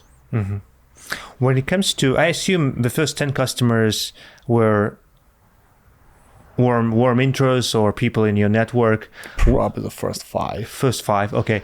When for customer number 6, how did it come about? Did they sign up on your landing page, or how do you find your 6th customer? very, very quickly, we had to do direct outreach. And constantly things we've been doing, founders from the very beginning, is reaching out to a network. And very few people, fall into categories that are so warm enough that no matter when you call them, they're going to pick up your phone and they'll give it to you. Here's my credit card, yeah. Yeah, here's my credit card. Very few. Most of them like, yes, I remember you. And the most you have with them, I will let you have 15 minutes of the time. You still got to sell them. So the most you have is they will respond to give 15 minutes of time, or they will, forward it to somebody else, and the sale starts on you. So it's something you got to do constantly as a founder, is constantly stay in contact with your network who might be hiring, who might be hiring in the future, to stay on top of their mind, ping them periodically. And again, it's something that people who do not come from, say, sales marketing backgrounds, who are necessarily outgoing, it's hard, right? Constantly pinging, communicating with people. And as a founder, it's something I had to learn to do a lot, which does not come to me naturally in any way, to be able to stay on top of people's mind, to be able to engage, if not now, 6 months, a year later. Because if you right now, you want a customer now, with the fact that somebody can potentially be in a year later, be like, it's a year, it's ages, I might not be around at the start of a year. But you will be, inevitably. You gotta nurture that, because that begins to compound. So it's constantly staying on track. What we did to be able to kind of bring people in who found us not necessarily through direct outreach, or through direct outreach who they're not ready to talk to us, is we need to convince them we're different. So a thing we did was, we realized, like, hey, what are the challenges in the current sales with a service like ours? And we come across, even though we say we're engineers, product managers, we're a tech company, we're applying AI, we're still being looked at as just external recruiters, right? And partially because there were so many AI companies who were doing AI for recruitment, started, failed, and because they were selling snake oil. So at the time when we were starting, unfortunately, AI company recruitment was a bit of a bad thing to advertise, because it had a negative experience for many people. So we need to stand out. And the best thing we needed to do was, hey, everybody's receiving them, and we need to do is just get you on the phone. Because if you get a phone, our actual close rate was very good. Because once they speak to us, they see the difference, they see the value. Well, how do we stand out? One of the biggest gripes that we hear from customers, everybody else that you work with, a lot of recruiters, says, no matter how much you spend time training them in terms of what you're targeting, they keep sending you candidates that are not a fit, not even close. And they even have things on their profile that we told you, we don't like, as a red flag. So it's like, hey, okay, one of our early principles that we always maintain is low noise. What we mean by noise is distractions and wrong information to candidates and to customers. The candidates experience it because they get so much pinged for so many opportunities that are completely irrelevant. Let alone this may not be the right caliber for you. It's just completely wrong role. For customers, that's a noise, is they have a volume of candidates that are not a fit. So they're spending their time. Right? All right, so how can we improve it? So we said, hey, just send us a link to your job or upload it on our website, and we're going to send you profiles of 3 people who we think should be the right people as candidates for you. They're not candidates yet because we get engaged, but we wanted to showcase that even with you spending 0 time with us, we understand what you're targeting purely based on your job description. It actually wasn't just job description. Of course, because we have the people talent graph, we have the hiring manager, so we know their caliber, their background, what they've done. We know the company, where they are, how does it compare, and we know the role, we know the landscape. So we're able to then use our system to come up with several good candidates who profiles. You would mention that in your first call? Oh, it would not be a phone call. It's purely kind of offline, where we would reach out to people. Saying that, hey, we noticed that you're hiring for this position. This is a free candidate you should be checking out. We try to do that. It does, unfortunately, takes a bit of time. So instead we said, hey, we know that you don't like how many recruiters you spend hours teaching, and they still bring you people who are not even close to being a fit. upload a job description or your link to a job description, and we'll send you 3 profiles who we think fit. So without any time to us, just based on job description, we'll show you that we can understand you. Got it. And of course, we could do it extremely well. And that was a fantastic was a fantastic conversion point to convince people to talk to us. Engineering as marketing. Engineering as marketing. Yeah. Or to prove that we understand you better than anybody you work with. Mm-hmm. Because recruiters are a very interesting business, right? If you are looking to work with a lot of external recruiters, they have to reach out to you. You have to spend time scheduling a call. You got to get on the calls. You got to do your standard sales pitch, of which it's not necessarily relevant. So they're going to send you a contract, and every time they're going to send you a contract that has weird terms that you have to negotiate, even though you got to arrive at a standard thing. It's such a time waster. And then even after you spend now hours sort of everything else before receiving a certain candidate, you wasted them. And now you're going to start receiving initial candidates. And of course, the first sale is going to be terrible. It takes a while. And then you invested so much time before you realize, does this person understand me? Can they bring me what I want? So we thought, well, don't spend any of that effort. Let us show you who we think is good for you. So that you're not doing any of that investment. And you see that we understand you better than anybody else. Mm-hmm. And that was a fantastic boost to help us to convince people to get on a phone call before we, before we engage them. Mm-hmm. Because one of the challenges what we do is it's hard to come up with a message to stand out because everything that we offer is the same. And at the end of the day, we're going to bring you great candidates. By method by which we do is, it's not much of a differentiator because the customer, honestly, they don't care. So now you have to prove quality. But how do you prove quality in a chicken and egg problem before you get started? So how do we prove quality in a low-cost way? Got it. And that was a good path for us to be able to then, try to boost our sales, because for the first 3-4 years of Celential, we didn't have any salespeople. It's mostly was Andrew and me, and Andrew most bringing, and he brought so many people, and a lot of our also early salespeople Andrew, is the best salesperson, has those connections. I'm like, you guys are completely misunderstanding it. Has absolutely no connection. He used up his connections 3 years ago. He is just diligent, he's purposeful, and he truly can understand people. So when he pings them, he knows what they care about because he understands their pain points. Mm-hmm. And that will make him an effective salesperson. Let's talk about the art of follow-up in sales outreach. So maybe a year and a half ago, I got a cold email from Rippling. They were selling us on this payroll software they have. And back when we were using Gusto, and then I just ignored this first email. I don't know, few days passed by, and they sent a follow-up, which I again politely ignore, and some other things to do. But then they sent a third email, which says, "Hey, I know you're busy, but hey, let me order a DoorDash for you. Just give me for you and your team, and you need to have lunch, right? So you'll have lunch while listening to me selling you DoorDash, Rippling, something along those lines." I was so I applauded to the originality of this email. I obviously responded. I didn't ask for DoorDash, but you should have. They promised. It's on them, right? But I liked the ingenuity, and obviously we had a call. We loved the product, and they sold us on it. We switched from Gusto to Rippling. Tell us about this art of follow-up. What's the right way of doing it? Oh, well, first one, follow up. And that's where my companies fail. They do not follow up at all, and you have to. From sales to recruitment. Actually, for recruitment, we used to have 5 follow-ups for people.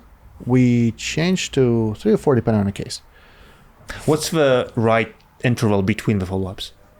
It depends. And it's something we try to optimize and change. It needs to be not too long, but not too short, between 2 to 4 days. And choose something and then improve the time for yourself, but start with something. And that's also important, I guess, why we're able to do things very well, and when especially marketing is good for it, some sales actually not, because I apply the same tools, and your internal recruitments are terrible at it, because you need to optimize what is the number of follow-ups relative to the net result. Here's what I mean by that. The more follow-ups, the better, honestly. And we've seen even follow-up number 5 would have 20-30% of responses. It's insane. So like naturally, like, wow, maybe 6, maybe 7, keep following up, keep getting great, you need to do that. But what you do is like, you need to understand like, well, in addition to follow up, while you're catching some people who eventually remind of, you're also pissing out the whole host of people. So what is the next thing? So you're also getting a lot of spam, which affects everything else down the line. So you need to relate to holistically, right? And that's why it's constantly we track for everything. So we build this end-to-end platform, how to do it for ourselves, for our customers, to know like what is the optimal point. And you have to do that. And this is why your sales and market in your internal recruitment teams, marketing people, it's part of their stack practice. They do it very well. Your sales and your recruitment people will fail is because they don't evaluate holistically, right? And so you might 5 files might be great right now. 6 months down the road, you have no response. What's going on? Well, you destroyed the domain. Done, right? So it's this diligence, this on the ball from the very beginning is critical, because once you're in trouble, it's hard to come back. It's a lot of effort up front, but it's better to stay in the good graces of spam filters than trying to get back from it. So that's like just to follow up, constantly look at it. But two is there are two things between follow up as a mechanical tactic and the follow up as a hook by which to bring people in. For you, it was DoorDash. That's creative. Let me buy you lunch. Great one, fantastic. You needed. I have people offer me, hey, here's free Patagonia bag, to like, hey, would you like a ticket to Lakers game? Like, hells yeah, like, I'm sorry. Courtside. Not courtside, unfortunately, but courtside, like, I'll buy your product. Okay, just give me the courtside tickets. I'll buy whatever you're offering. It's targeted to an audience, and we tried many things to understand who you're speaking with. Interestingly, one of the things I love working in recruiting is that engineering leaders, these people, like, my people are actually usually very, very honest. And it's great to offer something like this. If you think that's, hey, this creates a high customer acquisition value, because in addition to everything, you might be spending $100 on buying somebody lunch, right? And especially, well, you might be more if you can't all follow the facts when you bought everybody else lunch that doesn't convert, right? So, you buy 10 lunches, one becomes customer, now it's $1,000 just on lunches per this customer. I notice about engineering people is that they're hyper honest, because if they read an email and they think that's not really relevant, they're not likely to buy it, they will not just do it just for the hook.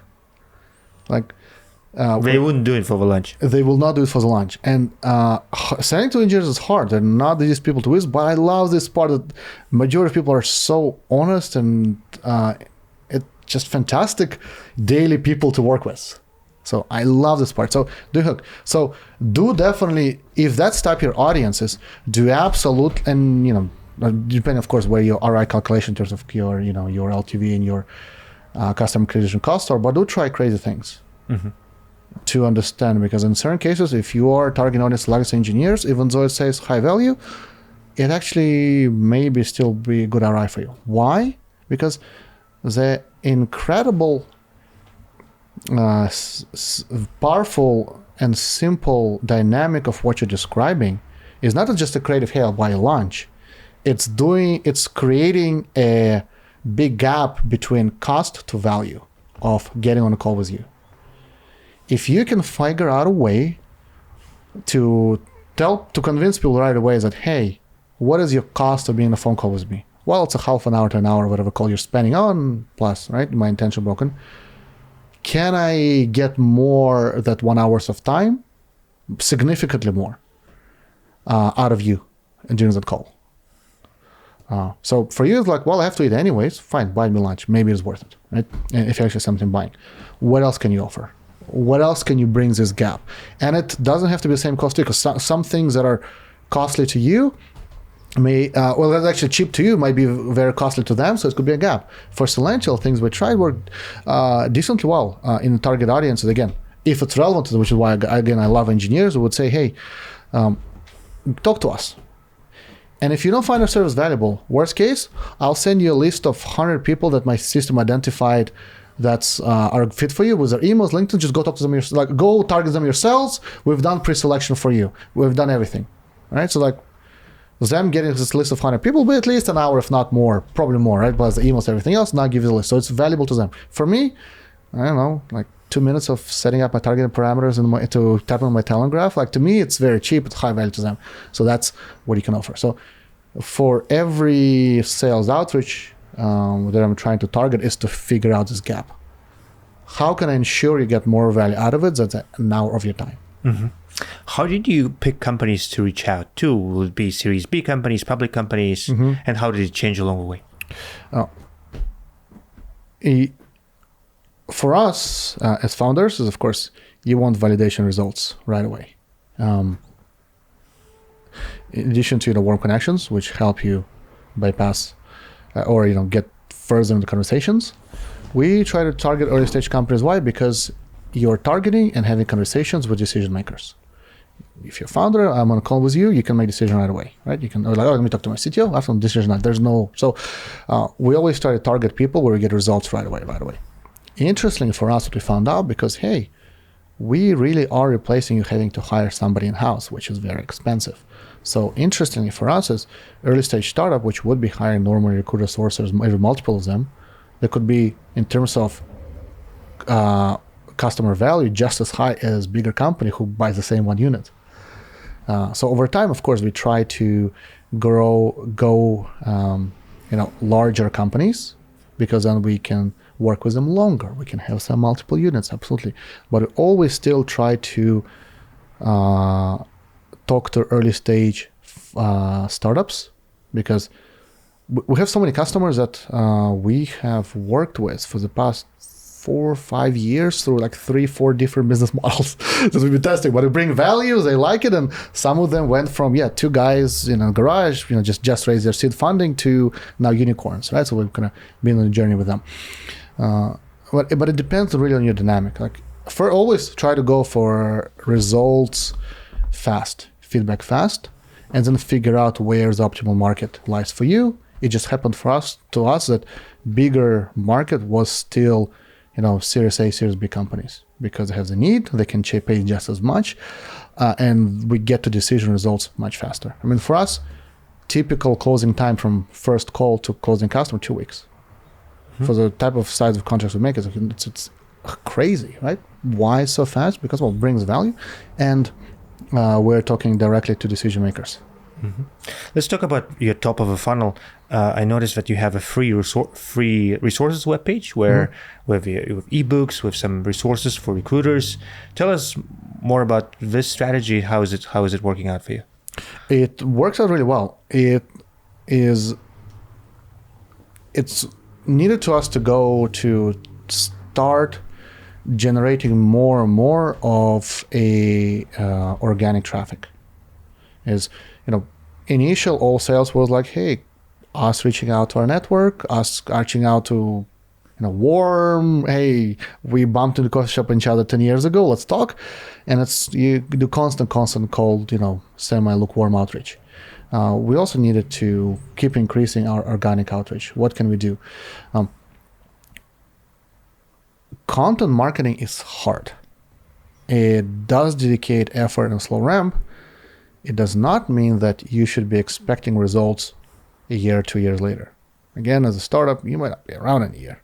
So the thing that we did was, what can we start with content marketing, given that we were not a good content marketer ourselves, necessarily our strengths, right? Before we hired a really good team, is what can we do that's really unique to us? And the first piece of content which we continued doing well was, we have this talent graph, which we can mine for insights that nobody else can have. For example, I'm like, you've been the insights on this tech industry for a long time, and if I ask you, hey, how many in software engineers are there in Bay Area? You probably either know that number or can easily deduce based on consulting interview type of question. You can easily deduce it, right? If I ask you, how many backend engineers are there? Mm-hmm. That's much harder. You're gonna have problems. For me, it's a SQL query. Yeah. So the first piece of content that we really tried to pushing and done extremely well for us, it was best for a year, was we said, let's just release a Silicon Valley talent landscape report. Tell us, how many people are there? How many engineers? And how many by their role, back and front and full stack? For them, say you want to hire, a bunch of, data scientists with, 5 years plus experience. well, how many hours, or what is an average year of experience anyways, and what is a buckets by years of experience of data scientists to start with? And interesting, the first one we released was, trying to think, 2019, 2020, around that time, I think. So it's a report, State of the Union. State of the Union, and I was like, hey, the most of data scientists actually between 2 and 4 years of experience, because the title, the field of data science was just that new.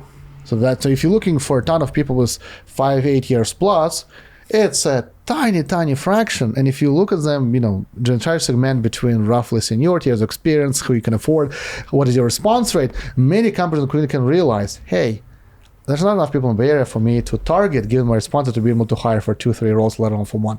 So and that's something that only we can do. Another piece of content that done extremely well was, it was around about 2 years ago as well, around, like, hey, more diversity in engineering space.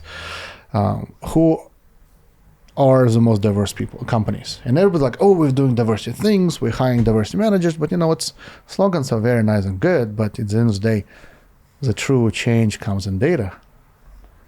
And nobody's releasing it for good reason. I even have a friend, I can't name the company just for representative, who works as a labor economist at a large tech company where she needs to look at people, compensations, landscape, because when you're big enough, you need to understand. And certain topics, she was actually asked, like, please do not get into them. He's like, why? He's like, well, we don't know if we're doing bad or worse there, but if we're not doing bad, we don't do anything. Now we're liable. If we don't know, we're just complete ignorance, right? So interesting. Mm-hmm. Well, again, so what can we do? Who has data? We do. So we can tell you, hey, everybody wants to have more women in their engineering and how to be more equitable. Well, so are there, what is actually percent of women in tech companies, right? That's hard to calculate minorities. We can do that. We can compare them. More interesting when it becomes like, hey, how many women are within, say, VP level or above, maybe first line managers versus ICs? And is there a drop-off as it happens? And why nobody is it? Well, because, pretty much every single company, there's a big drop-off, right? There's, I don't know if necessarily data proves this glass ceiling, but it definitely looks like it. Mm-hmm. Because, yes, for majority of companies, their drop-offs immediately happen at first-line managers to more executive level relative to your individual contributors when it comes to gender breakdowns. Mm-hmm. So when it comes to content, it's like, unless you can find incredible voice and angle by which you can, and some companies have done it, is figure out what are your strengths. Mm-hmm. For us, it's a unique insight that nobody has because of the aggregated talent graph. Mm-hmm.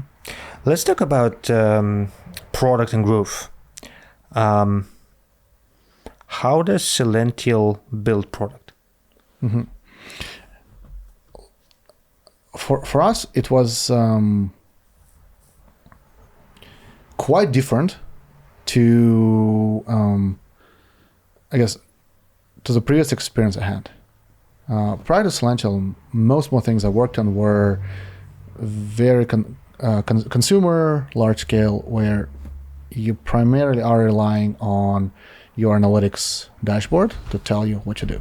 It's very, very, very easily accessible quantitative data that you can access, do some qualitative analysis out of.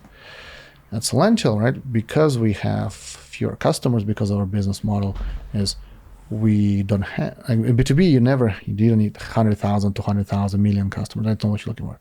You have hundreds, even tens, right? Could be incredible big customer base. What was primarily research point was, it's quite differentiated from my previous experiences that I really, really enjoy, is talking to customers and trying to understand their need where we fail. And it was a wonderful pivot from, hey, here's a pure SaaS tool, kick yourself, now let me see what the keystrokes you've done and tell me what you've done, to now having to use it myself and figure out where the errors lie. Mm-hmm. I think it's Celential is where we're first and foremost deepest dog fooding our own stuff. So we more viscerally could evaluate where we are going wrong. It was also very, very fun because, so how we build product, we deeply feel where we are going wrong, then it comes back to then doing an exercise to understand, hey, where can we improve? Likely by how much? What will be the effort to do it? And do we actually think we can improve it? Right? One example could be like, hey, we need more candidates for our customers. Well, can we target more people? Well, we mapped up most people out there, right? So like that gap, like if I, missing 5-10% at most, if I identify them, is it really going to improve my talent graph by that much relative to the effort? Probably not, right? I mean, I don't do steps. Well, what about the emails identified for people, or how many people identify with roles, right? And then we can understand like where the upside is relative to the problems we face. And what I love about Celential, how we build our product, is we try to do very, very first-hand drive, because when it comes to AI, improvements are not they're not closed off, or they don't just happen in one place without affecting it somewhere else. For example, one big example, like, hey, our prioritization model. I have a targeting parameter. I need to tap into my talent graph. We need to identify people who are fit. Say I identify 1,000 people. But now I need to prioritize them, because I need to figure who is the best versus worst and reach out for the best first. So if I want to prioritize certain people, if I'm improving certain aspect to index to improve certain quality to rise up, I'm likely affecting somewhere else, which reduces the surfacing of some viable connect somewhere else. And evaluating it on a quantitatively with some analytics is impossible. Mm-hmm. So one of the ways we've building products from the beginning that was critical for us to continue making improvements is to directly evaluating each result, painstakingly, holistically, hands-on, which is very hard to be able to make these improvements. Mm-hmm. So like constantly staying very deep down to every aspect for everybody is a big, big part of how we do it, which I think is you really have to do it with every SaaS product. Everything you've built constantly got to be using yourself. And if you don't like what you're using, then you know how your customers feel. Mm-hmm. You obviously integrated generative AI in your product, but how do you use generative AI in your day-to-day work yourself, and how does your team use it? Mm-hmm. It's teams a lot. I ask them for let's definitely improve our coding. For us, there are definitely good tangible improvements from simple things such as, hey, it's down to things like, hey, we're running an experiment and I wanted something to appear in a certain way when it gets preview in LinkedIn, right? I'm sending somebody a message, sending you a link, and whatever the preview image comes up. I want to quickly introduce you to this experiment. Our previous approach was let's go and GitHub Stack Overflow, figure out how to do it. My engineer will come up with a way to learn it. I'm or you can ask ChatGPT just to tell you how to do it. Mm-hmm. Right? It's there's definitely reduces your time to figure out simple things. For harder things, of course, at least for us, it's nowhere near there to be able to solve everything. But for a lot of little things that need to be researched, that is a fantastic sidekick to help. Mm-hmm. We've never done anything with that. My front-end engineer has no experience with it. Great, just go solve it, right? It's not mission critical for me. For myself, I don't like writing. I really don't like. So when I do write something, I write in my own tone and then ask ChatGPT to say, hey, can you make it sound more to the point, more forceful, just to understand the different ways I can phrase something. Because I don't like writing, I do organize over every email I send. That's very critical to my potential customers, partners, investors. Critical. So I want to make sure I strike the right tone, write the right phrasing. So just be able to quick feedback and reflect on that has been fantastic for me, for people like me who do not like writing. Mm-hmm. And ChatGPT was fantastic is we found actually you can use an API to match people. It's awful as results and accuracy, and if you do that, you're gonna create a horrible product. No one's gonna like it. But where what's useful is as additional reflection point as an improvement. Mm-hmm. So asking many different questions. What we found works it really well is not just ask it with a prompt, but also supply certain intelligence. For example, if I'm asking ChatGPT, is like, hey, I want this person working for us. Don't ask me like generate an email based on their past experience that are relevant. It wouldn't be able to do a good job at high accuracy. But that's an insight we have. So I don't tell them what's a good relevant experience. I say, here are several companies that are relevant to us. That comes from an insight. Please work it in a very good way to come up with a pitch. Mm-hmm. And that's when it works a lot better. Wonderful. When we have a deeper insight to supply to make it sound better. How is your team structured? Oh, it has two biggest teams we have. One is product engineering, and one is customer success. Mm-hmm. And then kind of marketing, partnership growth, and sales is a separate team. But still relatively, we're so small that it's very much interrelated, how we cooperate, how we work. But predominantly it's growth, growth sales, with the growth, mm-hmm. the customer success, and engineering. How do you run your meetings? We try to have fewer of them. We try to have the specific outcome we're trying to pursue out of meetings, and drive to specific results. And that's been the primary one. And try to do it as fast as possible. What's the ideal duration? For us, half an hour, 45 minutes. And if we solve talking, just be done with it. And each meeting has an owner? Less so. Okay. Certain meetings we do to just, hey, let's catch up, let's do it. But most meetings do. Uh-huh. Most meetings have owners that need to be drive to sprint results. So you start the meeting by saying, here's the goal, here's the agenda, and then you end it with action items? Usually, yes.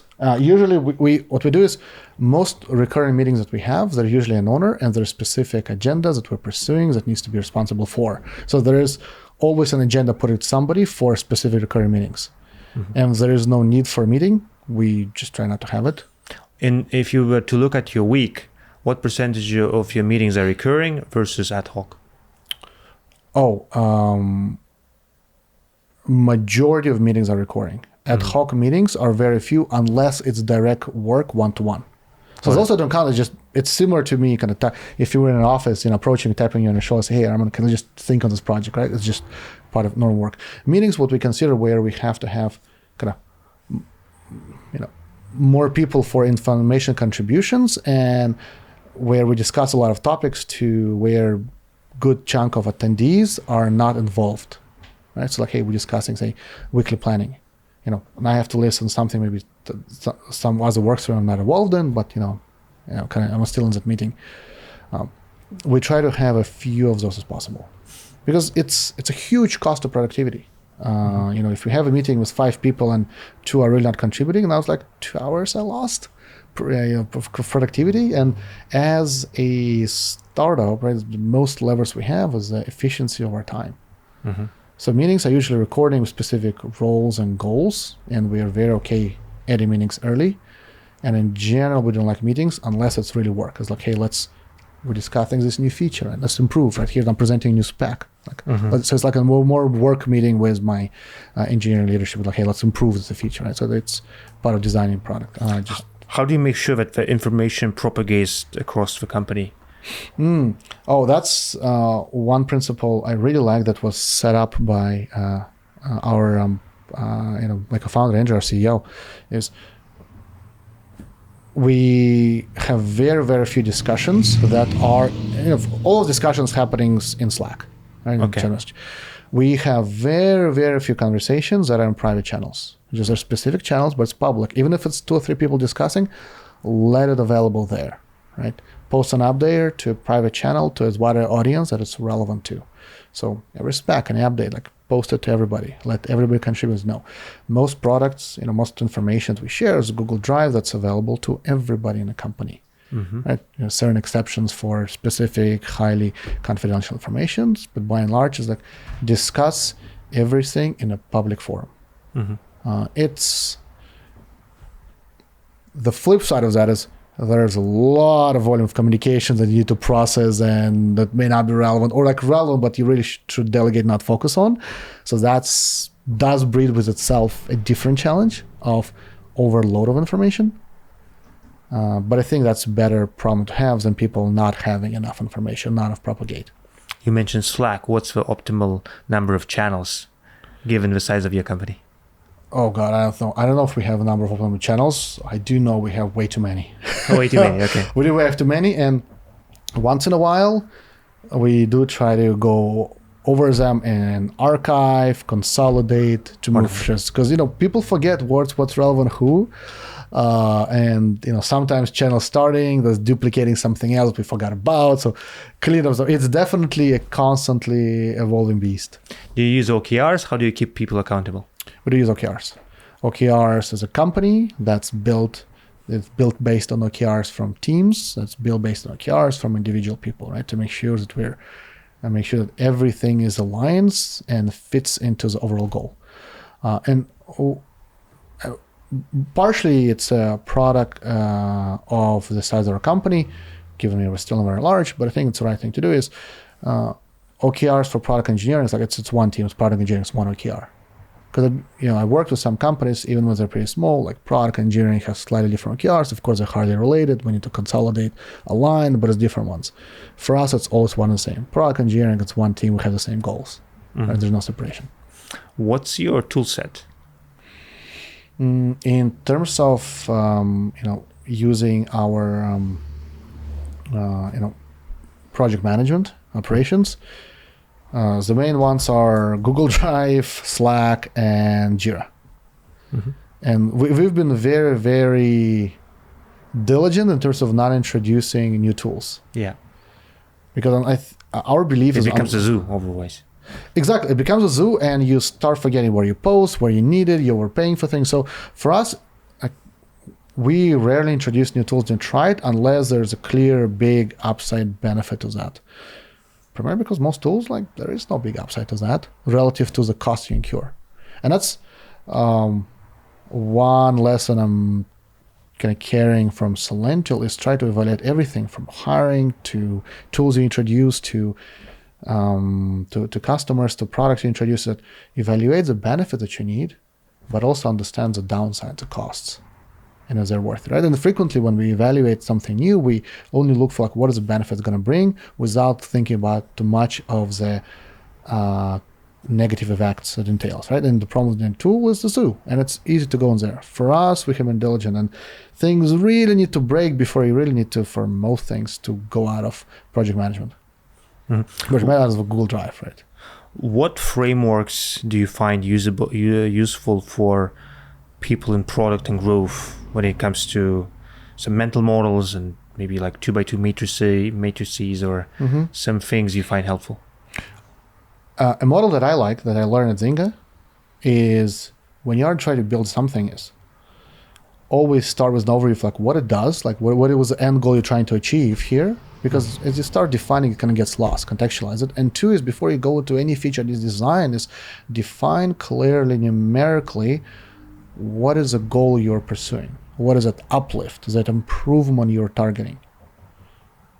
And do it as much as doing the research as you can, right? And sometimes it's extremely easy. For example, at Zynga, I can easily calculate an uplift I'm looking from a new feature I'm launching based on, say, the past 4 features that were launched and the effects it had, and based on how I'm designing, improving, what that's gonna really entail to. Sometimes it's harder, but really to do this research. What is the goal? Before anything else, before you're anything, define that goal for yourself. And it has 2 important results that you want to have when you're doing product design. One is you're staying very clear in terms of what you're trying to achieve that affects your design to make sure your goal is right. Because sometimes you design something and you look at your goal and I'm like, did that even relate? Go back to the drawing board. 2 is you can then reflect on whether you achieved or not and whether it worked. In most cases, if I say, hey, afterwards I did the analysis, it improved by 10%. Is that good or bad? Well, improvement all sounds good, but is that necessarily good or bad? It's hard to say. If you did your thought analysis beforehand to see, hey, what I need to do, and if you said it, I need 5 is going to be good, and that's why you prioritize it, and you did 10, fantastic. If you really thought, given what you're targeting, as a startup, as a feature, as a cost of your time, you really need to be making 30-40% improvements. You only did 10, well, you sucked. Mm-hmm. So let's go figure out where you've gone wrong. And after the fact, discovering is a lot harder relative to if you define that model for how do you arrive at that 30-40% improvement, where it's going to come from, what happened, then you do the analysis and say where exactly you failed. So for where you need to improve, where your assumptions are wrong. Mm-hmm. So the framework is define your goal before anything else. So you define the goal and you also define the success, what success looks like beforehand. Because defining your success looks like you're in fact designing this feature a lot. Because you're not going to, because you don't do it like, oh, I want 10%. It's great. Right? No. Like, we need to make it 30-40%. Like, or if we do 10%, how much is going to affect us? Great. Well, to really affect them by 10%, what is my steps in that experience that need to change to affect? Well, I probably need to improve my, say, response rate by this much and my delivery rate by this much. Okay, what is currently this? Okay, well, my response rate now is 10%. Can I do another 50% improvement? Hard, but probably, yeah. My delivery rate is already 95%. Can I improve another 5? Probably not. And even if I do, it's not going to mean, okay, great. So even 10% is impossible, right? So define the goal. Got it. You were, before Celential, you were VP of Product and Growth at Good&Co, which is a consumer company. How did you use product-led growth in that product? Oh, fantastic. That was, Good&Co is fantastically viral product. Not just because we design it and constantly try to improve our virality, but also because it's a nature of product that lends itself to an easier virality. For the context, what does the product do? So what a product does is Good&Co built a culture graph of companies. We quantitatively measured and defined the workplace cultures of companies. Mm-hmm. Which allows a consumer to do your own work personality analysis for yourself and be able to calculate your cultural fit with that company, with individual people, or with teams if the data is available. And especially was relevant at the time when we were growing and pushing, because at the time everybody, shortly around also that whole Uber debacle, right, which led to Travis being ousted about bad culture. Everybody's talking about bad cultures, the huge witch hunt in the Bay Area. So culture is relevant. What is culture? How do you measure it? How do you identify it? How do you really, evaluate A versus B for you? And this is fantastic for Good&Co because this is what you could do. So why it was lent itself very well to personality? Because it's the core experience before you do anything else is like you take personality tests.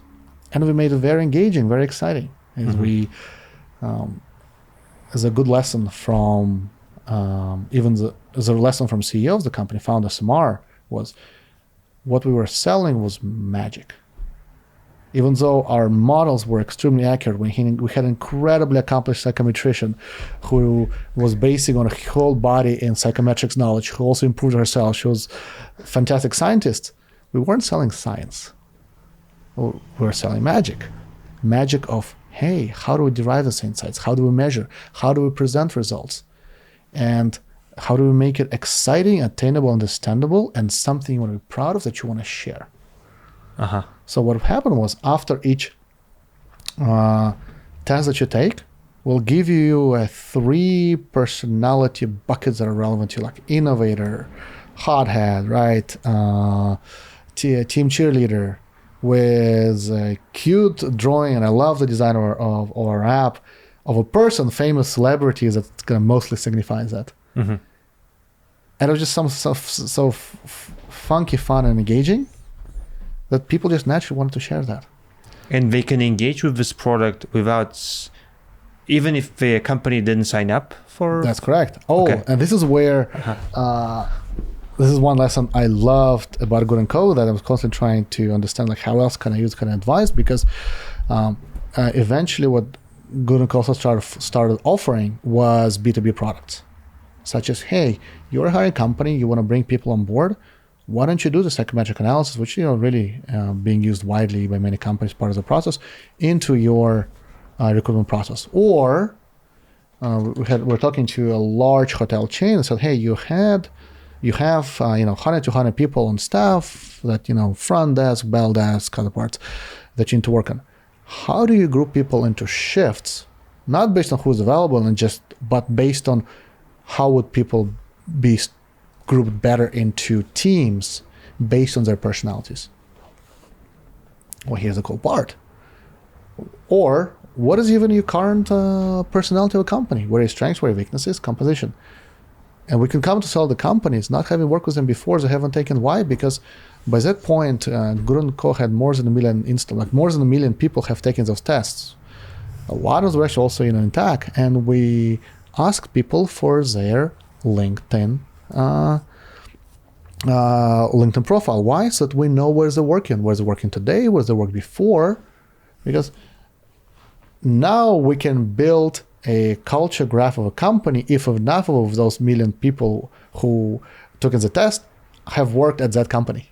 Uh-huh. So now we can build a good distribution, right? And now we also, it depends upon the size of the company and who the people taking to build representative model based on how we're doing it. But because 1 million people relative to 100 million people in working professionals in the US, and most of them we are kind of professional white collar jobs, it's even less numbers. So 1 million is a very, very representative sample that for most companies we could do it extremely well, sometimes up to different divisions.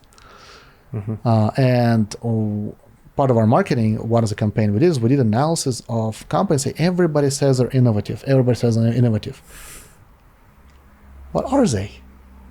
And we did good analysis. We saw that actually out of the FANGs, the one that has the least culture of innovation is Facebook. It's Facebook, really? Facebook. And interestingly, if you think about them, other than their core Facebook product and they optimize the bejesus out of it, have they made a big step change into another vertical big product internally as it was an acquisition? Yeah, it's all M&A. And there are strategy angles to it, right? If you read Ben Thompson's Strategy, he has very good angles as well, but also even personality of type of people that bring how it's structured show that it disincentivizes the type of information that needs it based on culture of company.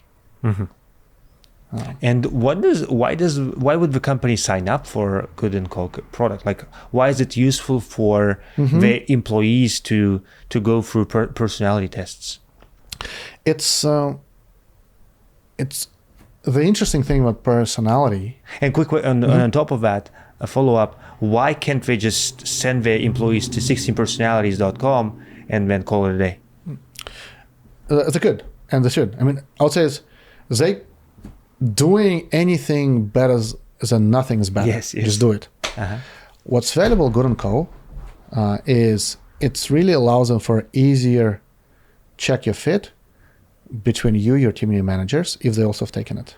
Because especially when you're working in part of big team. So Celential, again, we're still at a stage, I guess we're good size, but still it's mostly one team. So overall company matters.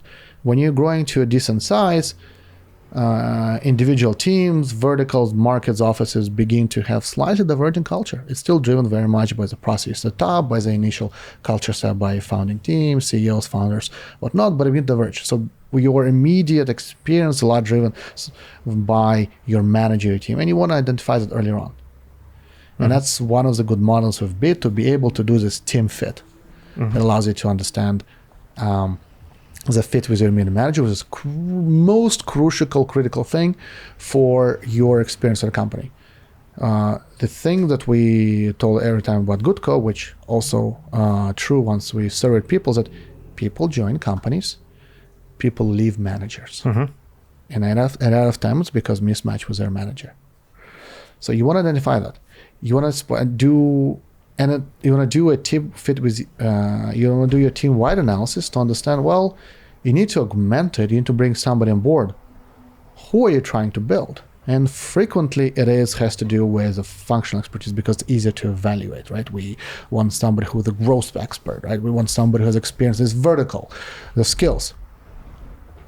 Just as important, if not more so, is how to bring people who have complementary or enriching qualities to you. But what are they? How do you evaluate? It's very, very hard. And it's not a matter of opinions. It's a matter of evaluating, doing it in a quantitative way. And that's one of the things we can do to allow that. Apart from growing virality, you also were responsible for growing retention. How do you achieve that? Big part of retention is, I think Zynga is also a fantastic experience at, and if you've seen, there's so many experts who are now talking about retention, consumer products. Half of that more like Zynga PMs, which is true. Retention is paramount and it's critical to focus on. And a lot of the people, one of them is Farid Musavat at Reforge, like, listen, guys, he's fantastic. When it comes to Good&Co, it's slimmed down to two principles that it's very critical to follow for consumer products is show value right away and remove any roadblocks, remove any friction. Got it. And for Good&Co, it was very simple. It's, hey, drop you onto a test so that you can see the value of getting to know yourself right away. It's a quick thing. Before I ask you for anything else, anywhere else, in signups, like, I don't need that. That's why we moved our signup screen, right? We improved this initial push through the first test. Because if a person did not drop at the first test, they are 400 times more likely to come back next day than somebody who's not. It's huge, it's enormous, right? So really deliver value. And if you focus on like what is immediate value that they deliver, especially when it comes to consumer products, people have no attention. We're constantly jostled by notifications, experiences, demands from everywhere. We're overloaded. So people do not have time to deeply think about what they're doing unless it's extremely tangible, critical, such as like, hey, somebody stole a credit card, right? And unless that happens, most consumer-based products, like they just open up and dumbly start clicking up and without deeply thinking, reading. So how can you translate it to them just clicking around without paying much attention to all of a sudden say, hey, this is great, this works. And that's what we just focused on, this first session, first test, and that was the biggest improvement we've done to our retention. So how are we doing with energy? Fantastic. Just all good? Yeah, good. So let's go through your, we discussed Celential in depth, and as part of that, you wrote a masterclass on how to recruit technical talent. We wrote a playbook on how to be a product and growth person. Now let's just go through some of the chapters in your career and some lessons learned and some fond memories along the way that you remember. So let's start from Harvard. How did you get into Harvard, and what are some of your memories from that period of your life? Oh, of course. So Harvard, I end up by luck, large by luck. And of course, everybody says it, right? Because it's by luck. To me, it was luck in having an incredibly driven, firecracker of a brother. Elder brother. Elder brother, yeah. So my path to Harvard was, I actually started my undergraduate education in England. I was studying mechanical engineering. So you went to high school in England? I went to high school in India. In India? Where in India? In a Russian embassy school in New Delhi. Crazy. Yeah, my dad was ambassador of Kyrgyzstan to India, so we just moved there. I think I was... How old were you when you moved to India? 14, I think. 14? 14, I was just right about entering high school, so I went to Russian embassy school. It was interesting, wonderful experience. I finished it, and then actually... How I ended up in England, again, because of my brother. It's I'm incredibly lucky to have him. He is a person, I followed, look up to the most other than my parents, and for many, many wonderful reasons. And the path was, I was finishing my high school in Russian embassy school in India, and I'm looking about my education further on. And the path was, go back to Kyrgyzstan, and education in Kyrgyzstan is not very good. Right? It's not something what I wanted for myself. It's definitely what my parents wanted for us, and my father has been education. Did you consider universities in India? I consider, absolutely. That was actually the likely primary path.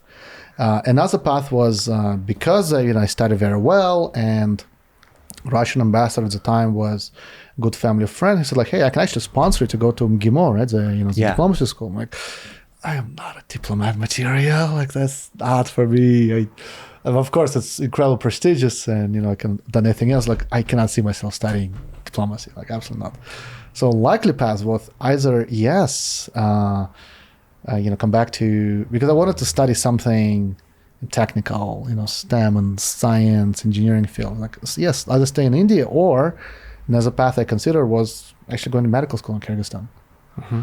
And many technical education in Kyrgyzstan are, nowhere near where I hope they'd be. Luckily for me, I had a cousin who was in medical school in Kyrgyzstan, so he took me to a class and took me to a student morgue where they study. That's where I realized I definitely prefer engine oil and grease to seeing blood and everything else. Like, no, medicine is not for me. Mm-hmm. Not enjoy it. So the path was staying in India. My brother, who took time off, he was already in the university at the time in Kyrgyzstan. He took a sabbatical to stay with us in India, and he was like, well, there's things called education fairs in India for Australian, British schools. Let's go check it out. So he went and he'll learn and figure out how to apply. He figured out a program for himself, and even universities that give scholarships to foreign students. I mean, like, government worker from Kyrgyzstan, they can't afford education. Okay, go ahead, kidding, it's impossible. So my brother would figure out a path how, to get scholarships to afford that. And I ended up following him to the same school, getting the same scholarship to be able to, for us to even think about affording something like that. What did he study? So he studied peace studies, of all the things. Like, he was incredible finding different areas that he's interested in, just own initiative drive. Me being, nerdy brother who just follows him. But luckily for me, it also was a great school. They offered scholarships and was a very, very strong engineering program. I think it was top 5 in UK at the time. Mm-hmm. It had a strong automotive engineering program, which is what I'm interested in. I wanted to build cars. And the dean of the engineering school was a former Ford executive. So, like, that was definitely a great time in University of Bradford's time. It's a good school to be in. So fast forward 2 years, I was doing industrial placement, where as part of my degree, I applied. I was going to spend a year working as mechanical engineer for Xerox. And my brother finished his undergrad degree. He was a year ahead of me. He finished his undergrads, and he got just admitted to a master's program at Harvard. Mm-hmm. So he goes off to the US. I start working in Xerox. And then during one of the times, I remember, I think it was maybe Christmas time, I fly to the US to visit him. So he shows Which year was it? Oh God, I think it was 2004. Okay. I think it was the Christmas 2004. So I come to him, and of course he showed me Harvard. That's incredible, cool. And then I started to learn, like, what is American system of education, and I learned of liberal arts education. What also concurrently happened at Xerox for me was my team really liked me. I was doing very well, so they kept giving me more exciting, more interesting projects, and I was put as part of the committee to evaluate moving one of Xerox's factories from Netherlands at the time to Malaysia. Right, and I'm an intern, right? And we're, of course, only evaluating engineering side, but we had other people in the room. And what became very apparent to me is both how well the English system of education lends itself to studying the depths of certain project, but also how limiting it is. Because we need to evaluate moving the factory, and we can understand the layout capabilities, the tolerances we can achieve to be able to achieve the same product output. But it's not enough when you're making such a complex decision. You need to evaluate logistics when it comes to supply materials, to your key markets, to the other components that need to be shipped, or your product needs to be shipped out to be reassembled somewhere else, to labor laws, to a whole host of other questions that I had absolutely no even framework begin to research to understand how to answer those questions. And most people in the room, while they had discussions, to me clearly, so they also have no bloody clue, but they have to make a decision. I'm like, oh crap. Clearly, it's just like I'm very limited in terms of the type of decisions, educations I need to be making. And then here I come to visit my brother. America has liberal arts education, where it gives you a broader education for enrichment, but also beginning to start having enough understanding to know even what to start looking for. to be able to start answering your question. So I filled out my application and by luck got accepted as a transfer student. And my brother always highlights he's happy because I'm the first student from Kyrgyzstan to study Harvard College. This was which year? 2005. I graduated in 2009. I think I started Harvard in 2005. Got it. So you didn't transfer any of your credits? I transferred one credit. I did. So they told me, is like, hey, Ilias, you can either transfer the sophomore year, second or third year. Yeah. Right? Like, what do you choose? Because in England, the reason they allowed me, which is fantastic, because England undergrad is only for 3 years. So I had 2 years on call, so I had 1 year to finish. But to them, it was like, well, you should be a junior, but honestly, you choose. And I went to college very early. I think I was 16 or 17. Yeah. I'm like, I am not ready for real world. I do not want responsibility. Absolutely make me a sophomore. Just push back having be in real life back as much as possible. So I came to the sophomore, but yes, it calculated really fast. Yes, I ended up spending there 4 years because I also got a fellowship from Harvard before my senior year to spend a year in China. Where in China? In Beijing. Beijing. Yeah. Language school or? Language school, learning economics, doing some research, but it's a fantastic program because the requirements are very high and just let me do what I want to explore. Got it. What I was primarily trying to... Oh, was it during the Beijing Olympics by chance? It was right before. Okay. The same year. So the transformation thing, even in 1 year, Chinese authorities, how they transformed Beijing, prepared for Olympic, was quite remarkable. I didn't end up staying because right when Olympics were starting, I went back to Kyrgyzstan. My brother was getting married. I'm like, Olympics, brother getting married, of course, right? Family comes first. But it's right before. It was really, really fun experience. And you studied economics? I did. So I came to Harvard to, I first started as mechanical engineer, but I had more courses in 2 years in England, more than Harvard requires for mechanical engineering degree, just for the mechanical engineering part.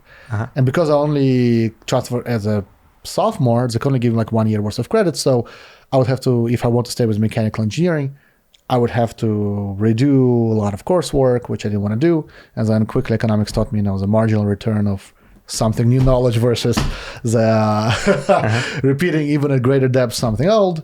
And I was looking for a breadth of knowledge. So it made more sense for me to try to study something else because I felt, I can always go back to mechanical engineering degree even if I'm not graduating from Harvard. Let me explore my curiosities, Exactly. And I had to study economics because my sophomore year I took a bunch of economics courses, mostly for fun because it sounded interesting to me, and a lot of other courses. And then junior year was almost forced because I think the second semester of junior year is advised now pretty much stuck with economics or mechanical engineering because that's only things you have you can do to take enough courses to graduate in time.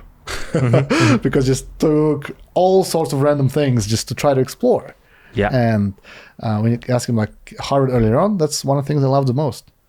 Learning, exploring for the sake of learning, exploring. What are some of your most memorable courses at Harvard? There were 3 that I really, really, really enjoyed. 3 courses. One was economic. It was economic of discontinuous change, where we're looking at just even the weird name, discontinuous change.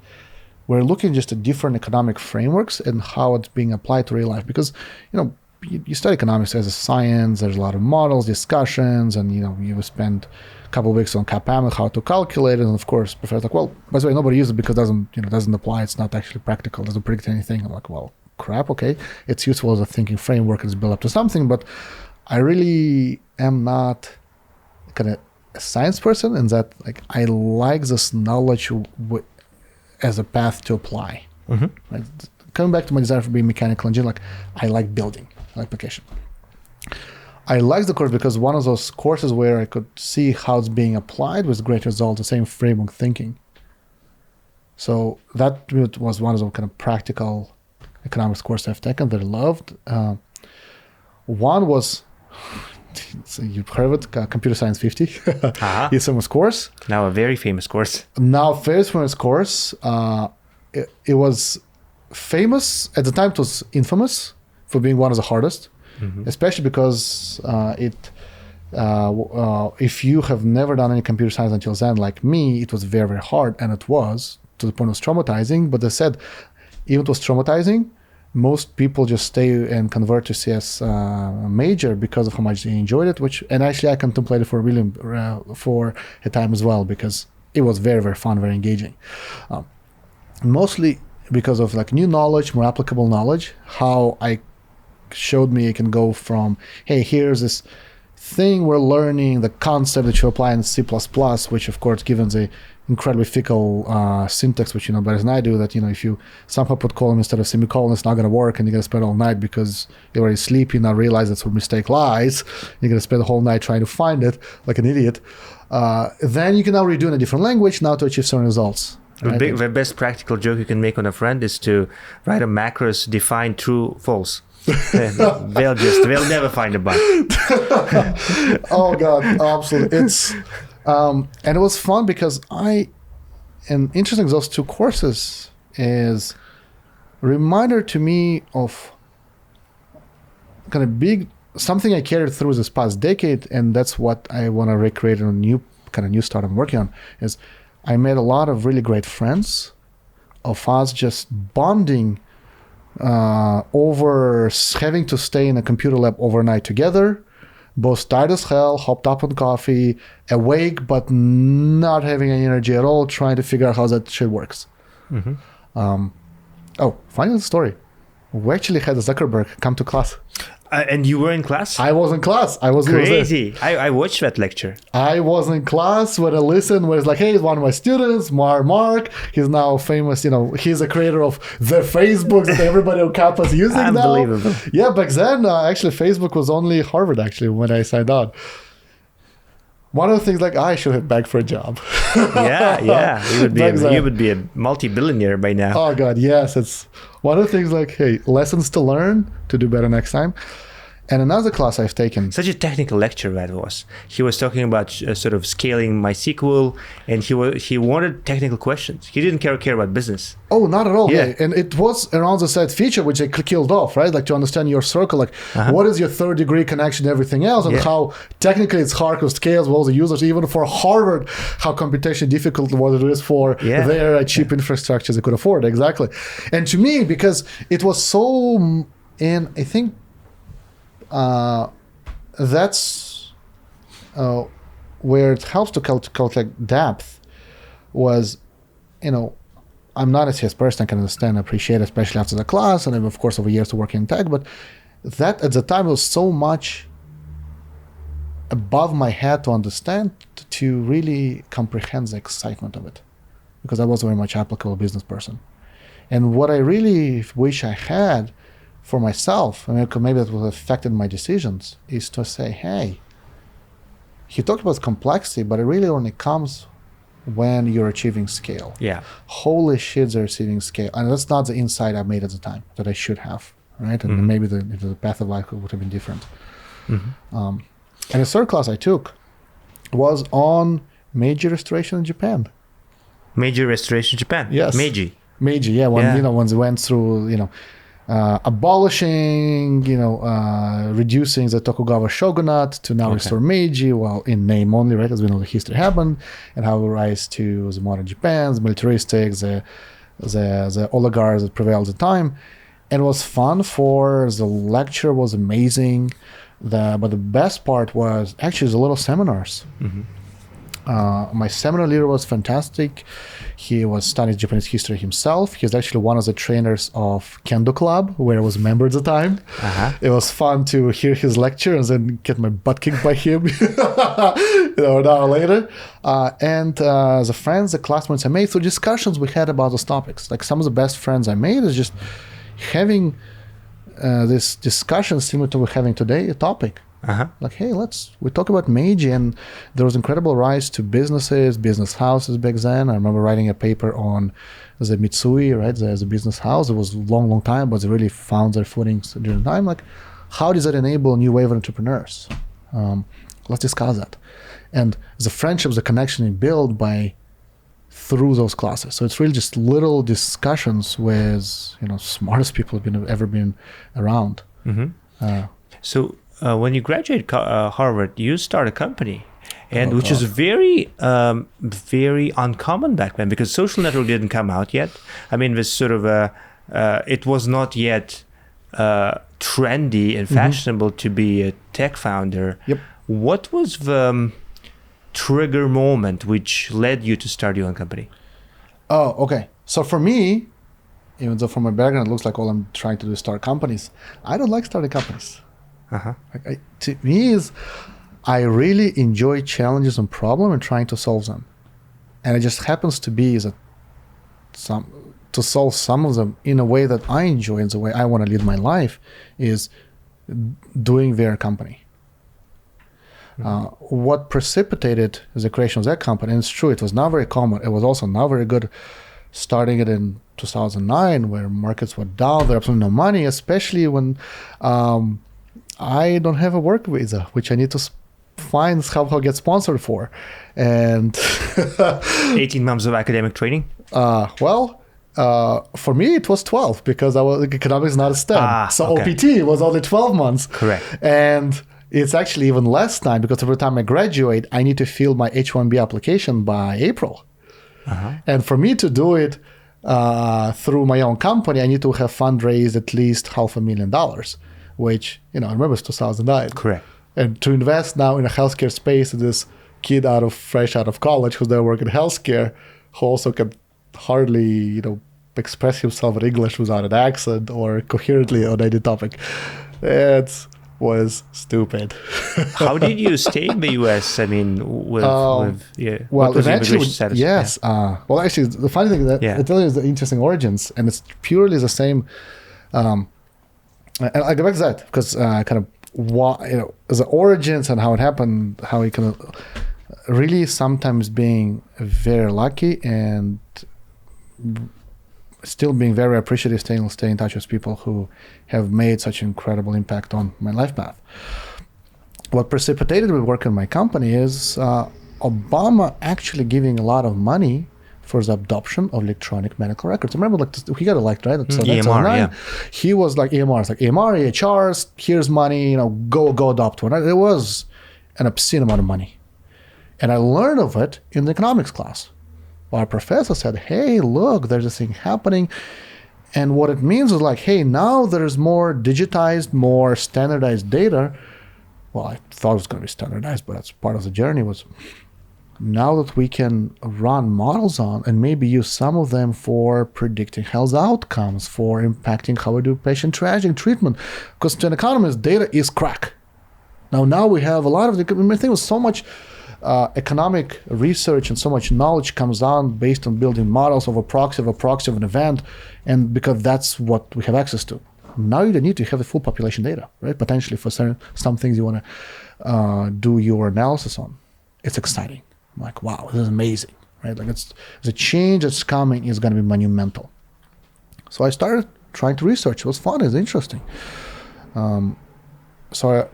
Part of that, I started to read the stimuli to understand. I was hey, well, who's getting money? Is that going to be adopted widely? Starting with this, the law that defines who qualifies for it. And pretty much everybody qualifies for it, which is what happened, right? Pretty much everybody converted to one system one way or another, which is great, right? Because let's want to see, is adoption going to be big? Is the market of now digital records going to be big? Yes, it has happened. I don't know if anybody encounters paper records in any office these days anymore.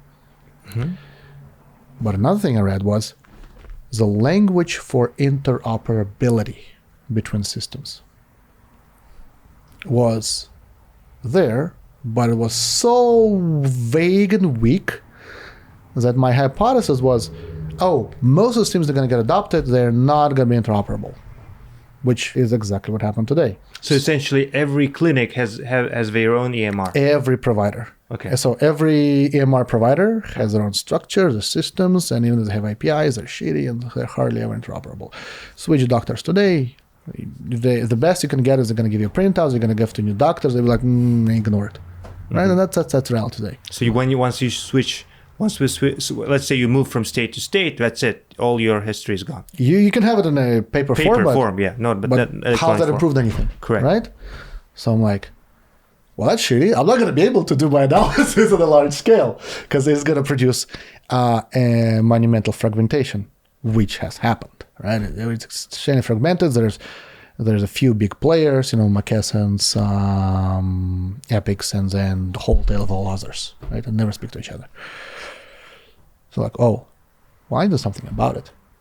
And as the idea was then to try to tap onto the sources to then standardize them, to release it into kind of the standardized common data API, so you can build smarter services around it. It's not as big today, but back then, right, with online health record, WebMD was huge. Right? Which one? WebMD. WebMD.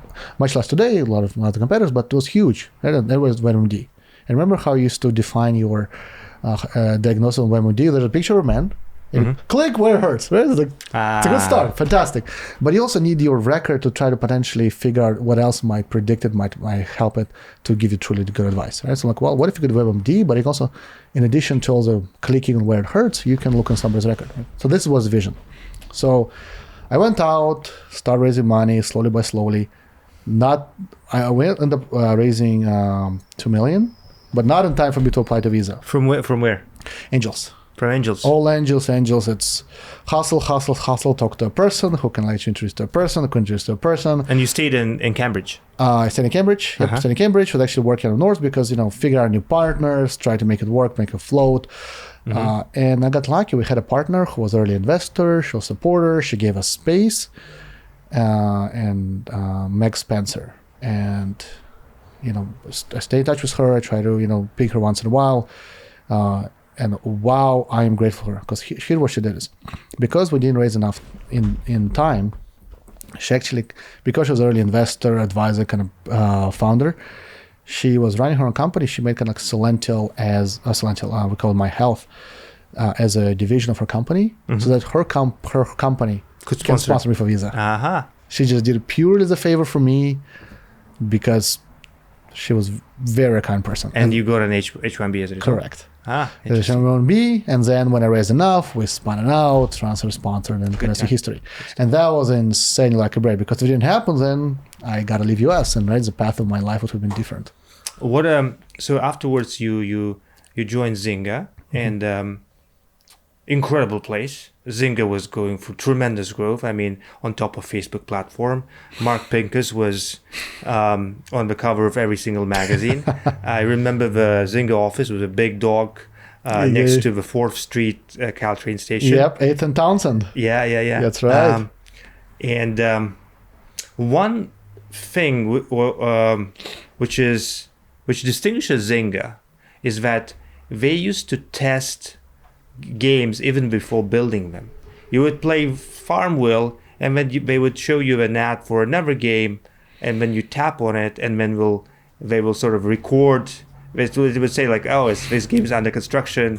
They will collect the feedback, the number of people who clicked on that ad, and then if given enough interest, they would start building this game, right? So this is a very cool insight, smoke test. What else did you learn from Zynga when it comes to product growth, revenue, retention? Zynga was an incredible school for product managers in terms of teaching you things, teaching you elements, giving you the tools. And it's I say not because of success, but because of smartest people who made it success, who brought that. Truly remarkable group of people. I'm still friends with many. Some have been my investors. Many have been my customers. I've been customers of many of their products. It's such a group I have incredible high admiration from. That's actually where I met my wife. Oh, wonderful. She was at Zynga. Here's what I think extremely valuable. If and I can write a book about lessons and learning Zynga. But I think the most remarkable one was truly focus on results and how to instill you the discipline and just giving experience, understanding the result, the cause and effect of what you do in a very deep way. Mm-hmm. Here's what I mean by that. At Zynga, the cadence, because of the type of games, was brutal. Every 2 weeks, I was pushing a new feature. So at any given moment, I was designing a new feature. I was working with my producer, in refining and developing, and next one I'm launching. And I've been analyzing for results and learnings the previous one that I've launched 2 weeks ago. Mm-hmm. And the analysis needs to go back as far as the dollars brought to the game. The importance of every startup, and we forget it frequently, is to build a profitable, sustainable business. Mm-hmm. This is when you build something. Funding, hires are great, advertise, helps you get publicity. That does not matter. Can you build a fundamentally strong business? And that's dollars and profit. And Zynga was insanely profit. I was a product manager on, I guess, their second, third successful title. I mean, Farmville, I think in the first 2 years made $1 billion. My game in the first 2 years was only $400 million. Imagine if you're running a startup, first 2 years revenue $400 million. Like, yeah. Right? So huge success, huge success. And so unbelievably profitable. So every product decisions I've made, I had to trace it by steps, by a mechanism to how it impacted the dollar outcome. Uh-huh. And I had to do very convincing analysis to explain why I've been off my projections for more than 5%. Mm-hmm. If I set my feature and we usually do it based on the first week, 1 week results. Mm-hmm. If my feature made less than $1 million, just my feature in the first week, as I said, $5 million, and it's made 900,000 only. Yes. I need to explain where I fucked up. How did you decide which features to build first? It was so interesting. So Zynga games, you can think of them more as soap operas. Mm-hmm. That you have a living world, there's a living storyline, and stories evolve. Mm-hmm. In terms of how we want characters, because the game, the Frontier was the whole kind of push for it. The initial idea was take Farmville, but build storyline around it. So we had a deep storyline. So there was a creative team that decided, like, what is the storyline? What is this character going to do? What is that character going to do, right? Mm-hmm. And it got assigned between PMs. And then as a PM, I had to figure out, like, hey, what's happening in the game? And what are the different mechanics I can introduce? And it would come from anywhere from other best learning from Zynga practices to ideations to just discussions to say, hey, what can we introduce? What can we try? Like one is once I even declined a game that I made a lot of money on for our title was, so back then, for computational purposes, Zynga was like asymmetric board, right? Of like 40 by 40 squares, right? Where you can place, of course, much bigger, but roughly you can think of a chessboard, right? So when we were limited and big innovation then was, hey, we're going to introduce buildings that people can place because as they want to do decoration, part of storyline, it's going to make a lot of money. Well, people already got a space. Mm-hmm. How do we make money? Because if I use it as a building, there's a big limiter. Most people are going to, for now, forgo a delay or just ignore the storyline because, hey, they don't have anywhere to place it, so they can't interact with it. So like, what if I just draw something outside it? So like, no. Like, we can introduce more space because computationally it's already hard for Flash games rendered in an average browser, especially for our target audience. Like, what if it's not new computation, it's just a picture, just pixels? Like, that could work. Like, well, let's do that. Right. So it's it started with the storyline as like, what is the episode going to be, but the actual mechanic, dynamic to exploit it was very much ideas game, PM design. It was up to me to figure out what is the best I can deliver for this. Based on what's available, what's going on. It's constantly evolving organism that you choose what is the best for it in this point in time. Got it. Next chapter was Scopely. What did the company do and lessons learned? Mm-hmm. Scopely is a mobile game developer publisher. Right? And that's what they end up being, developing games themselves, publishing others, Scopely was a huge marketing engine. They got acquired by Savvy, as a big kind of gaming fund out of Saudi Arabia for $5 billion, right? So the founders were done extremely well. The reason I went to Scopely because mobile at the time was nowhere near as a dominant force in gaming it is today. Just now, Angry Birds made headlines in terms of the install base, but of course it never made the money. And now Supercell launched Clash of Clans, and now suddenly it's the first mobile game is now cracking like $1 million a day revenues. Holy shit, right? Gaming opportunity is massive, and that's when you started seeing. That's around the time you started seeing like top grossing ranks overall all app store games, right? And of course, right now it's no surprise, but then like holy crap, and like more and more just game. It's not a Bible on iPhone. Exactly, right? Don't start about iPhone right now. It's not gonna be nowhere near, right? Yeah. And Zynga was not very good at mobile at the time. Of course, it is afterwards now, but with them, like I wanted to explore more. I wanted to focus on it. And two is, I got connected serendipitously for a friend asked me, say, hey, this mobile gaming founder coming to San Francisco wants to talk to some gaming PMs. Can you talk to him? And I thought we just started a game company. He's being friendly. I'm always happy to have friends. Look, sure, I'll have coffee with him. And it was the CEO founder of Scopely, Walter Driver. That person is by far the best, most sophisticated salesman I've ever met. Like, he needs to be studied. I mean, his drive, his methods, he's unique. And how did he convince you to join him? Oh my God. Walter, at the core of it, he is excellent in creating common knowledge. Here's what I mean by that. When you're trying to build something successful, you want to build a common knowledge around you and around your product, such as, Zynga. It's a great, fun social games, obviously. Right? Amazon. Where do you go shop? Well, the best shopping, of course, build price on Amazon. True or not, right? That Scopely is desirable thing. Scopely is big track.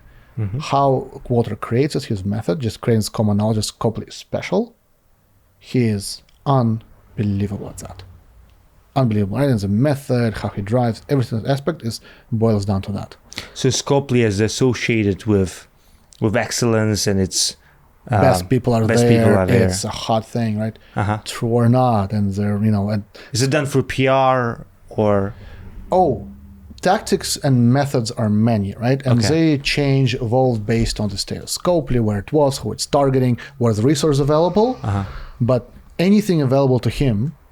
I mean, talk about entrepreneurial drive, being able to get those resources for yourself to accomplish beyond your means. I mean, I wish I stayed longer to learn that because that's something I understood, appreciate as much as I do reflecting back then on the lessons. Right. So the learning you would like to have is to internalize this ability to create common knowledge. Correct. And the tactics he used, especially certain things that witness that I'm now reflecting back on them, I'm like, oh my God. That was brilliant that I didn't understand at the time in terms of how things he was able to do, down to things such as, hey, Ilias, and actually Scopely is one of those places that instilled in me the interest in recruitment space and importance of recruiting and hiring best people. Scopely also has an unbelievable team. The type of badasses Scopely was able to hire. By and large, first goes to Walter. How he approached what he did, and bringing those people is big part what allowed it Scopely to become the success it is. So that was to me So the way he would convince you is by saying, hey, we have XYZ working with us, or we have ABC apps we built, or everything. He would do things. He's a great reader of person, and he knows what attracts you, what you care about, and he also makes it very easy to make you engage with what they offer. And same thing to actually building products, as I told you, right? Retention. How do you retain people? First conversation, first value. The way he sold me, we had those conversations, great, and he's like, hey, why don't you talk to my VP of business development? He's also a Harvard guy. He's super cool. Just have a fun conversation. So bring some value. Bring some value. Okay, we'll talk. And of course, it was the interview, and of course, that guy also went to become incredible things. Suji Tuli. He went to incredible things afterwards. And so I talked to them. Do you know the interview? And the scope was like, hey, Walter, just come to LA. Just, I'm going to pay you for your free weekend in LA. Just spend Friday with talking to our team. Just, no talk to them. attached. Just yeah. And then, it's a fun weekend. Just, also, pay for your hotel weekend. You got to enjoy it. I'm like, I've never been to LA. Free trip. Sure. Why not? I'll take a Friday off. Of course, it was an interview, but it was such a low bar to say yes gives a high value. I'm like, worst case, I get the free weekend. And little by little, got you. But then you go to the team and God, it was 8 hours, most grueling interview I've ever experienced. Holy crap, seriously. 8 hours of this or from that person and exercise. Here's half an hour, build us this. We gotta have a panel of 3 people, gotta, critique the hell of you after that. It was way, way more intense than I expected. And the scope was also known at the time for having crazy interviews, which somehow I didn't know about. Didn't do my research correctly because it felt such a low bar, so casual. Let's go do it. Why not? Free weekend. It just casual meet and greet. No, it wasn't. But it was fun. Mm-hmm. I got to meet the team, how truly cool they were. And every person he brought, he was he'll just kind of build upon it, right? Hey, look, we poached this person, poached that person, right? Afterwards, he was look, so many, Zynga people we poached. That was absolutely then the hottest gaming company. Allow us to poach more Zynga people, right? Because we already poached Ilias. Yes. Or he'd be like, hey, do you know this guy, Jim? I'm like, I know him, but I know very well. He's like, look, we have these people talking to him, but can you send him a note? At this day, why? Because I want him to be put in the state where he hears cool things about Scopely from all the different channels before I nice, smart. Before I approach him for a hard sell. I'm like, at the time, it feels terrible. I'm like, no, this is fucking brilliant. Yeah. Right. And just the sophistication, the multi-step of how he approached was beyond anything that I interacted, knew, or could appreciate at the time. So big and kind of what kind of genres of games did they build? It was at the time. It was very much built asynchronous, casual, turn-based games. The first titles that I launched was a mini golf match. It was a little, mini 3D mini golf game that you play against friends.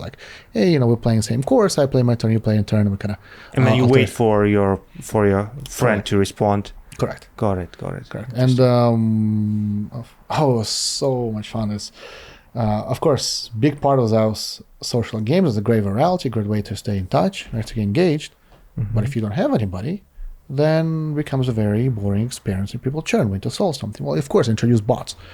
Well, how do you but if it's clearly a bot, it's not as fun. You want to make it an approximation of being an actual person. I need to give them names. Well, let's start giving them names. And of course, our names were interesting, but it sounded like we Reddit usernames, but it definitely were good enough to create perception of real humanity behind it for people to retain. And it's funny enough, how everybody talks right now, LLMs, hey, it just built on understanding what is the best word after the previous one based on this insane amount of data. So roughly was the algorithm or data science at the time, data scientists created for names of people by saying, hey, we obtained a list, I can't share how, but of a lot of usernames. We did a lot of things, so it was super fun. That, hey, what is the common letter or number given the previous one, and use the algorithm to generate real human sounding usernames. Because until then we tried just a huge dictionary of words. One is adjective and one is noun, and merge them together with a number to produce something. Yeah, Heroku used a similar thing to name their to give you second degree, third degree domain names, like beautifulcherry.herokuapp.com, something like that. Oh, amazing! What perfect. Which could work. It could be fun. You cannot do it in games without doing a lot more filtering, because then we realize people are complaining because they play against somebody whose name is Wooden Erection. That's funny. So, oh crap, no. We can keep filtering all day, but of course, it's a class human effort, and engineers, anything requires manual for more than half an hour. It's no, I got to build an algorithm for it, right? Yeah. So of course, we got the data scientist, Yang, go Yang, what do we do? He's like, I got you. Interesting. When you decide to build Timefly, and if that product I remember well, I think it was Tinder but applied to hiring. To news. To news. Some news. Got it. Okay. And of course, at the time, the whole world was about social compassion, social channels, and that's what I was about myself. A lot of my friends said, "Hey, we are using Facebook really is a source of news. Right? We're not going to a lot of sites. We just go like what my friends are suggesting, and reading that. So you pulled the news from Facebook feed. Correct. The two things interesting happened just as soon as we launched, and the permission. I remember it's called a read stream, which means I can read full newsfeed of you, right? So if you, as a user of Facebook, gives me permission to an app, whatever you experience in your newsfeed, I have access to, which means whatever your friends are posting, I have access to. Which is really funny because when there was a Cambridge Analytica scandal when it comes to election, and articles written like, oh, Facebook was giving access to a lot of things. I'm like, it was all sensationalized bullshit because so many apps and products were using it, including Zynga. At the time, it was more, we just used it for gaming purposes and draw people in, right? Just not for election. So it was sensationalized like it was something secret. I'm like, no, it wasn't. It was highly user-enabled. And because the pressure of this and Facebook turned around, and of course they changed their strategy. Remember also Facebook went from, hey, we're going to be a platform for all the apps, and now your news feed was looking like a circus until they, of course, went away, right? Just Facebook login for your identity and nothing else, right? There's no apps for your Facebook as experience. So as soon as we're going to start working, we build a prototype, comes Facebook, Fate, right? A Fate conference, announcing read stream is going away. Like, oh, bloody hell. Yeah. So we've done three things. Which kind of a tactic I used afterwards is useful when it comes to situations. One, of course, diversify sources, right? Well, Twitter, naturally. In the early test, let's bring Twitter, because even though we have a prototype, we're testing, we need to figure out what we're doing next, because it's going to be gone in 3 years. Not right away, not 3 years, 2 years or 1 year, or something very, very short, but still long enough for us to get initial foothold. Two is initial other sources. Well, RSS, news, right? Let's figure out, let's go directly into new sources, but we just need to figure out what is more important based on your network. How do we do it, right? We need to start laying in intelligence because we don't have a signal from your network yet. And three, we bought a dead app on Facebook that had this permission, because if you're a new app, you couldn't apply for it anymore. If you're an old one, it had a year of it grandfathered in. So we spent 3 days looking at apps who have that, and approach a bunch of them, and one guy sold us for $1,000. So we used the app, could integrate into our own, permission into our own, so that we could have Facebook for a year while we're testing it. Interesting. And then obviously you went to Good&Co and then started Celential. The lessons learned there we already covered. What are you thinking now? What are your plans? What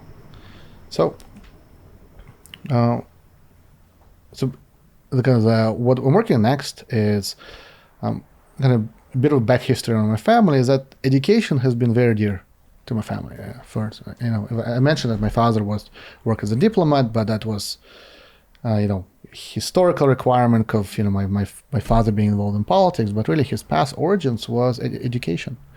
He was a professor, then he became. What did he teach? Politics and history. Got it. He then became a president of universities and president of university, like really being education reformist, and world education was his path. His grandfather was also a professor. And we saw the importance of, because my grandfather is an orphan. He got orphaned at an early age. Interesting, during World War II, he was a secretary for his village because everybody was sent to war, and there's nobody else who could read and write. He was the most educated person in the village. He was writing all the notes, what's going on. So any book a village needs to keep, from accounting to reports to central communist government, he was a 13-year-old kid living in a barn was doing it, right? Who from that became professors. It's something been dear to us. My brother has now been working at MIT for close to a decade, I guess. A lot of initiatives. So education is something in the lifeblood of Beshimov family. It's something we constantly discuss, we want to own. It's something we believe in, we see importance of it, and there are many ways world can be improved. It's something we value, understand, that we want to give to others. And it's something my brother, we wanted to work together for longest time, and we feel right now it's just the time is now for many reasons. And it came about to understand hey, what is education is leading, and it has kind of crystallized from two directions that impacted what we think happened, or three directions with education. One is just worldwide trends. Right now, if you look at it, undergraduate education, there's about 200 million undergraduate students in the world, right? With a rising population, middle class, I think by 2040 is projected to be 800 million people who will have received, undergraduate education as a workforce. Mm-hmm. To supply that need of now 4xing undergraduate-educated workforce, we need to build from now until then 13 universities per day worldwide. Mm-hmm. It is not happening. Mm-hmm. It will not happen. So what is byproduct of that? Well, then it means more people. It's per class, per experience, less personalized, more low-touch education, low quality. Quick question. We'll have the need the planet will have. It will need 800 million undergrads in 20. No, it will be. Projected. It will be. There so will many people in 2040. 2040. And at the moment it's 200 million right now who are still in college or who already graduated. Who are college, yeah. Who are in college at the moment. Got it. So there will be 4x increase in the next 20 years. Yep. Huge degrees. And why is that? Why is the number? Because of the rise of middle class, right? The population and the rise of middle class. Okay. That's what's driving that. Hey, now people are able to afford education. Got it. And now there are more and more types of vocations require education. Uh-huh. So what's going to happen? The quality of education, given that we can't keep with the demand to provide at least the same quality, which is, I don't think it's very good, but you just keep the same. Mm-hmm. Which means it needs to be diluted. So the effect is going to produce? Well, it will create even higher need for postgraduate education, master's programs, which is already, as a master's program, as a business, about $100 billion industry worldwide already. It's now because your undergraduate will be not as good. You will need actual education more to perform better, but also you will need more to stand out more because what you have is less valued. Right. So master's degrees are going to be the biggest, huge need. So that just world population dynamics are moving in this direction. Second aspect, there's already a big chasm between type of education programs that are offered to current workforce. Actually, let me talk about another trend because the second one is going to become more clear afterwards. Right now, education, when it comes to especially online education that's supposed to scale, what is it? It's a content game. Mm-hmm. Your Coursera, Udacity, you're aggregating pre-recorded PDF, videos, courses. Mm-hmm. That is online education today. It's a lonely experience. It's not a great education experience. It's a low retention experience. Low completion rate experience. And how many employers look at it and be like, this is great, I value it. Not really, right? Mm-hmm. And now we have all these chatbots, LLMs that can explain to me the same concept in 5 different ways. Correct. So the current way of education, we'll call layer 2, is it went from academic institutions to now a lot of the big platforms, from Coursera's to edX got bought by 2U. They started being, the profit pool started getting there because they're content aggregators. Now value of content is decreasing, because now there's many alternatives. It's not a differentiator. It's not. It's hard. And also pandemic made us realize we are so bloody tired of this lonely pre-recorded experiences. And at the core of it, what is a truly good education experience? And going back, you asked me, what do I remember about undergrads is? My best education experiences were the ones I could connect directly, discuss with my professor. Mm-hmm. It was interactive, and I could learn and interact and network with my peers in the class. Mm-hmm. But that's not available right now. Mm-hmm. Even online education, even though it's live, it's just me sitting there looking at this webinar with 100 other people. Who am I connected with? Mm-hmm. And there's no type of classes we experience in undergrads. And given, again, we talk about dynamics of people where the need grows, the supply doesn't, it's going to be less and less of that. Mm-hmm. And so the content is no longer the name of the game. And 3 is people realize they want something live. They want to learn through interactive courses. They want to connect, and they want to build networks and learnings. And now also, if we're already looking at a big market in terms of professionals in the US. You can go to full-time master's degree, especially if you're looking for like an MBA type of film. Many can't afford just a time of work or the degree itself, and many times it's honestly not worth it, right? Unless you go to a top business school, of which people who are able to do that and get into it is just a tiny fraction of all the available there. Or you grow enough in your career, and maybe one day you can go on an executive program. Well, they're expensive, you got to be sponsored. But if you are in between, maybe now going full-time master's program, it's majority of this now people, what's available to them? Is a lonely, pre-recorded experience. Right. And nothing is offered them. Is there any experience that can offer them real learnings where you take it at your own pace, given a busy professional, and you can really have an interaction and learning, not just some material, which is still content is no longer a differentiating education, and networking connection through that. Got it.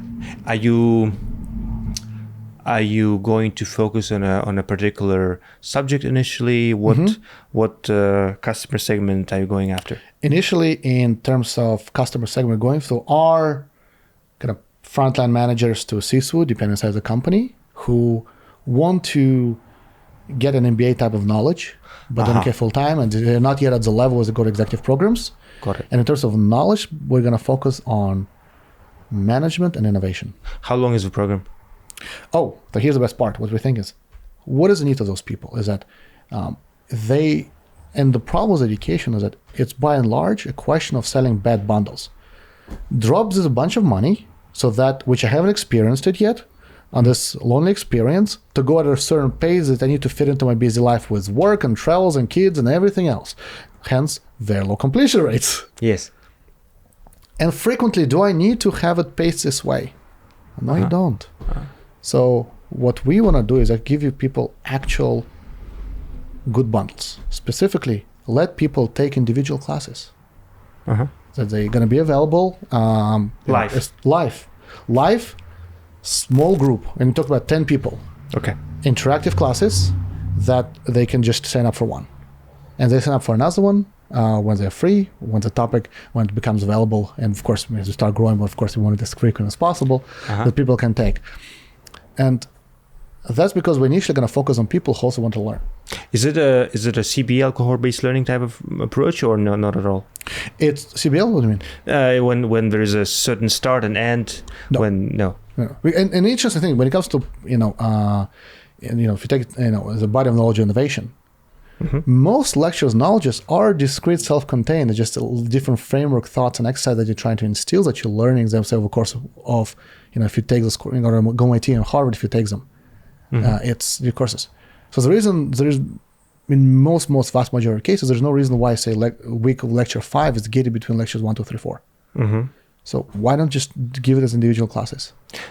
I see what you're saying. So there are no courses. It's all individual classes. It's all individual classes. So let's say I see my schedule. I see there's a 5 p.m. lecture on so it's the design innovation, yes, or design thinking, or disruptive innovation. And then it's a 2-hour interactive lecture. 1 hour. 1 hour interactive. Or do I read do I do the reading in advance?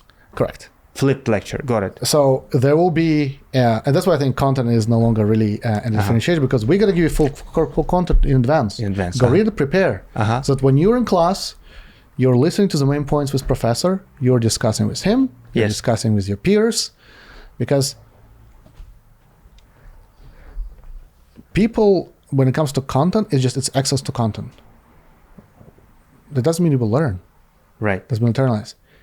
By having interactive sessions, this is what allows you to learn to internalize. And because of also the market we are focusing on when it comes to innovation and different management and working professionals, it's not just a question of internalizing and learning it. We also make sure that you are built enough, inspired, and given confidence to be actually apply it. Right. And is it a subscription model where I all you can eat kind of stuff? So we're going to be testing it. Got it. I see. But I think initially I was Clever. like, pay one for session, that's all the commitment you Pay have. per session. Pay per session, that's all commitment you have. And of course, And it's like if it's already 10 seats already taken, okay, that's it. That's it. That's done. So I have to wait for another week for this Correct. lecture to begin? week, months, depending how often Whenever it's available. Whenever the lecture is available. Yes. Yeah. Interesting. That's a very new, different model than We want to everything. completely unbundle it because Interesting. because the way currently that audience is taught is not a result of how it's best to teach them. It's a result of where that format originates. Mm-hmm. And that's traditional universities. Right. So let's just repackage it and synchronize thing and send it over. Interesting. But the mode of how you learn, what their needs is completely different. So shouldn't education be different for them as well? No, this is it's interesting that you're reducing the atomic unit to a single session, to a single interactive Socratic session where students interact with each other. Arman, I love you. Socratic is a word we use in our pitch. Yeah. Because exactly it. This is the ideal of education. We're striving, and it's nowhere right now in most education. Forget it's online education. No, amazing. Looking forward to be a customer. I mean, very, very, very cool. I remember, Seth Godin went after a similar audience with Alt MBA, but he had a different CBL, cohort-based learning kind of approach, where it's, I don't know, 2 weeks or 4 weeks, whatever it is, and then it's intended for busy professionals. They can do it at their own pace, but it's live. But again, when you buy a bundle of multiple lectures and homeworks. I mean, I think it's a 4 week. I think it was a 4 week. It was 4 week program. I think it was a 4 week program, and then at the end you build a project with a team. Wonderful. I think the education edtech needs new blood, needs new ideas, and very much looking forward to try your product. And the final section, thank you for staying energetic throughout this marathon. Hey, it's all talking to you gives energy, Arman. Thank you. Top 3, your favorite books. Oh, okay. So I'm weird about it. I do not like reading business books and learning, but of course I do. So I do a lot of audiobooks, and thanks to my wife, my main source of knowledge, she reads a ton and summarizes for me. I learn from her. She's very pedagogical. She's your Blinkist. She's the one who gave me membership to Blinkist. I love how insightful you are, how you can predict it. She is my Blinkist, and I do use a lot of Blinkist. Okay. I like it a lot. When it comes to reading, I like to relax myself, to refresh, so that it can provide me clarity, context what I'm working on. So I love reading fiction, specifically fantasy and sci-fi. Actually, most of the books that I didn't throw away from different moves is just fantasy and sci-fi books. Got it. That's any particular authors or titles? Oh, right now, absolutely my favorite is Brandon Sanderson. I started from Mistborn series. He now has the Way of Kings series. It's Lightbringer technical, but the first biggest was the Way of Kings first book. As what I think his book now 5 came out of 10 that he plans, and everything he wrote I read. He's extremely prolific. He publishes regularly. I love how he writes. It's the books that I enjoy, and the movies genre is of very complex world building. When he creates a detailed world with its rules, how it operates, and that becomes a big part of how the story progresses, what interactive is. He is not only master about it, with this type of narrative. He doesn't create just incredible complex worlds. He creates a whole universe called the Cosmere, and different stories that he writes takes within different planets with that universe that has some related knowledge, some they can sometimes be a lot of umbrella commonalities, and yet so different how it's expressed. And how he created all of that is unbelievably fascinating. I'm one of those people who love Lord of the Rings, going back to reading all the other works nobody even heard of, like the Silmarillion, right? That's what I love reading. Very cool. Top 3 movies. Top 3 movies? Oh, it's gonna be so boring. So, Indiana Jones series. Okay. Especially the recent ones that came out. I'm so sad they didn't do well. Okay. Fantastic movie. But you loved it. Oh, I love it. Oh, it's. I love the Asian version of it, which is Armor of God with Jackie Chan. Yes. Oh my God. Recently watched that. Yeah. I love both of them. The first and the second one. Truly. Operation Condor. Yeah. And I guess a little offshoot of genre like National Treasure. Super fun. Yeah, right? yeah. Top 3 movies. Love that movie. Star Wars. I'm a Star nerd. Wars. Okay. Star Wars, huge. Love it. Have a lot of Star Wars kids books. I read to my daughter at night. Mm-hmm. I do. I think because same elements. The complex, unique world. Yeah. That's still built deeply that I enjoy. And other movies. It's hard to say because there are a few movies I go back to.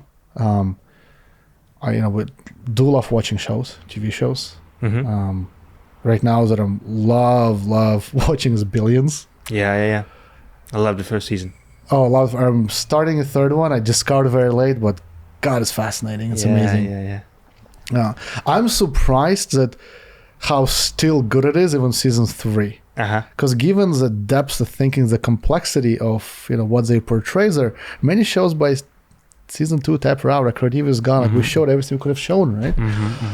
But it's still going strong. Love it. Any documentaries? Documentaries not so much. So it's I'm one of those people where I don't watch movies for learning. I watch for distraction, relaxation. Okay. So and that's why I try to stay away from something that makes me agitated and back in the mode of thinking. Right? Because there's time to learn, there's time to bring it to focus on it, but there's a way to recharge. And the things that I started learning over time is how to recharge and switch and think something else. So I purposefully am trying to watch movies. When I'm resting, I'm trying to create activities that as much as possible take me out of my work mindset. What do you do outside of work? Outside of work, these days, and you can relate as well, given our kids are the same age, I don't think we have anything time outside work and kids. Or rather, I'm surprised we have time for work, given we have little kids, right? Yeah. And I definitely never gave enough props and understanding credit to my friends and coworkers who had kids until I had them myself. I'm like, I should have been more understanding and helpful. Yeah. That's a big lesson from COVID for me, is that even when, kids are wonderful and great, they're agents of chaos and they take so much time. So this is life. And of course, to any of my coworkers, I'm never going to expect them to think that my company or me are ever going to be more important than their own life and kids. Yeah. So like, hey. Yeah. So, but it turns out outside of the sort of advice for potential coworkers is to find bosses who have kids. They're much more balanced. Oh, absolutely. Balanced, and I think parents more empathetic. They're more empathetic. Yeah, 100%. And I think they also can be a lot more efficient and productive than you can learn. Because in startups, it's all about work 24/7, 24/7, and you do. It does take that much effort. But you know what? Leverage is no longer time. Like if my advantage is to work 24/7, well, you work 24/7. I don't have any more hours. I don't have an advantage. My advantage is my efficiency, my cleverness. So really, and it's a lesson I've been learning from Celential and my co-founder Andrew, who is one of the most efficient people I've ever worked with. And big part of the Celential success and my learnings and how much I enjoyed this journey is because of him. Big part. So I think parents learn to be very efficient. So I think if you can combine a person who sees they're driven, and we talk driven and ambitious, and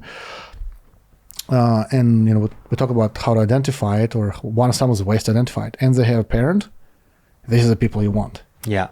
They're gonna be very efficient, no bullshit, focus on what's gonna done, and see how they're doing it. To me, of course, my co-founder Andrew, my biggest inspiration for efficiency is my wife. I have never met anybody more efficient. What's your secret? What's her secret? Oh my God. She is what I would call a Roman Empire. So Romans, they were around for 2 millennia, right? Longer. It's because they had system and processes where they were not dependent upon big leaders, and of course to thrive. And as they did, right, and things that changed, but by and large, they had system and people where they were improving day to day, every day. And that's my wife. She is insanely focused, but she also able to dedicate herself to learnings, to work with the same focus and efficiency every day. And again, when you work in the startups, everything feels like a sprint. You only have a week, and then you're dead, and everything feels short term. But you know what? It adds up, months after months, year after year. Kaizen, daily improvement. Daily improvement, their results. And if you're able to put this work every day, and I don't know how she do it. I'm still learning. I'm just still trying to make sure it rubs off on me. But that's what I've seen about her, Andrew, co-founder, and many people who I know have been successful, is that they're brilliant. But their brilliance, it gets amplified in terms of their impact because they're able to put this work every single day. They're able to bring value, whatever they're focusing on. And to her, tired or not, efficient or not, sick or not, every day she will bring some value. And I've known her for a decade now, and in everything she does the same way. That's powerful. Your favorite podcasts? Other than yours, which actually I do listen. I love your podcast. Oh, really? Yeah. And actually, your Instagram stories were a hook for me. A lot of podcasts are self-serving, promotionary. It's just to say it's out there, and they're about inviting people to talk to you who you want to sell to as a hook to say, "Come post." Really, right? It's just reality. Well, I've done it too. So transactional. Nothing wrong with that. But they like depth, right? And they like depth, like sincerity. It's hard, and it truly is hard. And I remember actually a story about Michael Ovitz. I'm like, let me regularly read your stories because I like the inside depth they're trying to bring to it. Recently, my favorite podcast has been acquired. Yeah. I discovered it through endorsement in comments on LinkedIn by a coworker of mine who I respect a lot. And what hooked me is they were discussing an episode on Porsche. And I told you I love cars. I'm like, let me listen more about that. So like I just, because I read a lot about the company, but let me understand other angles. And yeah, I think I'm beginning to appreciate more the longer format, the depth, because it's with overload of information, especially now that with all the chatbots, LLMs, creating things is that much easier. Finding truly gems becomes harder and harder. Part of the reasons why we're building education is that in this interactive class, because content is not there. Who you do interact, how you actually internalize is going to matter. So I think it's acquired for this long depth format. So like I'm trying to stay away from anything that's bite-sized because I'm finding it's lacks depth. It's just a waster. Yeah. And that's what I begin to gravitate to. Your favorite cars? Number one, my favorite car when we have a big ass exit was anything of buying a Dodge Viper. That's a car that made me fall in love with cars. Here's why.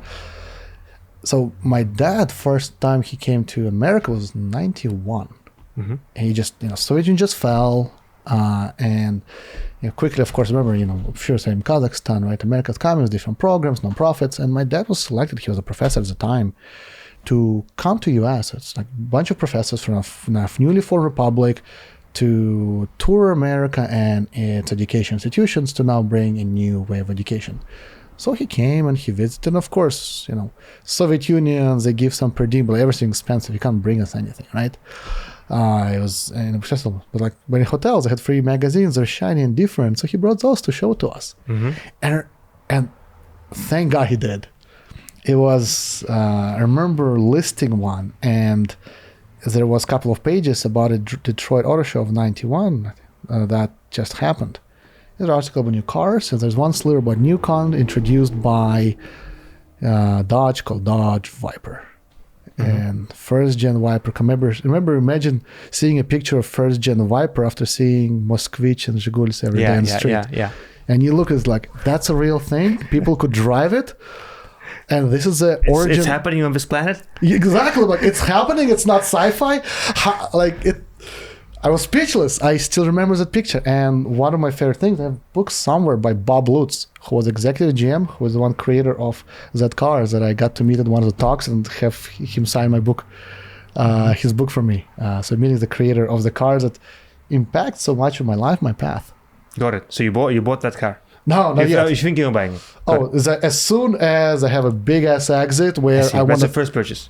First purchase. As soon as I'm ready to throw money, like just for the heck of it, right? That makes sense. Your favorite blogs or favorite blogs? Twitter accounts? My favorite blogs is I've been recently really enjoying reading Epsilon Theory. Mm-hmm. And what is it about? It's very critical, contrarian of a lot of things that's happening around in the economy and how to approach it. It sounds very contrarian, but I like the view because what it does, it allows to break down, hey, this thing, to show what's happening right now from the prism of the people and just what's driven, who's driving, individual people, managers, government workers, whoever, at their position, what is their interest, what does it make a decision? How he also, I like how he showed that, hey, what happens with companies when they start taking over from professional management from founders, right? And how founder-led companies do better, right? In the stock market and index that is shown, right? Mm-hmm. Why is it happening? Mm-hmm. Well, I think it's interesting. I think it's a revealing angle that I do find myself believing. And another one my brother has been sharing was an honest broker. Honest broker. And he, I think Richard Goy or something, I forget his name. He writes on many, many topics. Recently, he has been something interesting. He was very critical of AI and how his projects being to bubble. And I like his arguments. I disagree with his conclusions, but it's something I do like reading where people are, again, bringing deep, frequently very analytical, data-driven view of something, or bringing you data points that normally not shown somewhere else. And it's shown by people who, to me, it feels, again, I could very well, very easily be, market to or lie to just everybody from any channel, but their narrative feels like they don't care about the consequences of what they say. They want to say it for the sake of the truth of the world they see it, which I think is very critical given how much content is very much invested in the message itself, who the seller to how they do there, which limits to what you can say. Mm-hmm. So finding sources that to me feels like they are open to saying things without the consequences of that, I think is especially critical. Mm-hmm. Your favorite restaurants? Favorite restaurants? Okay. I am extremely simple when it comes to food. To me, my favorite restaurant has to do with burgers and pizzas, and I love In-N-Out. It's a very, very simple cop-out, but I do love In-N-Out. The burger chain, I love it a lot.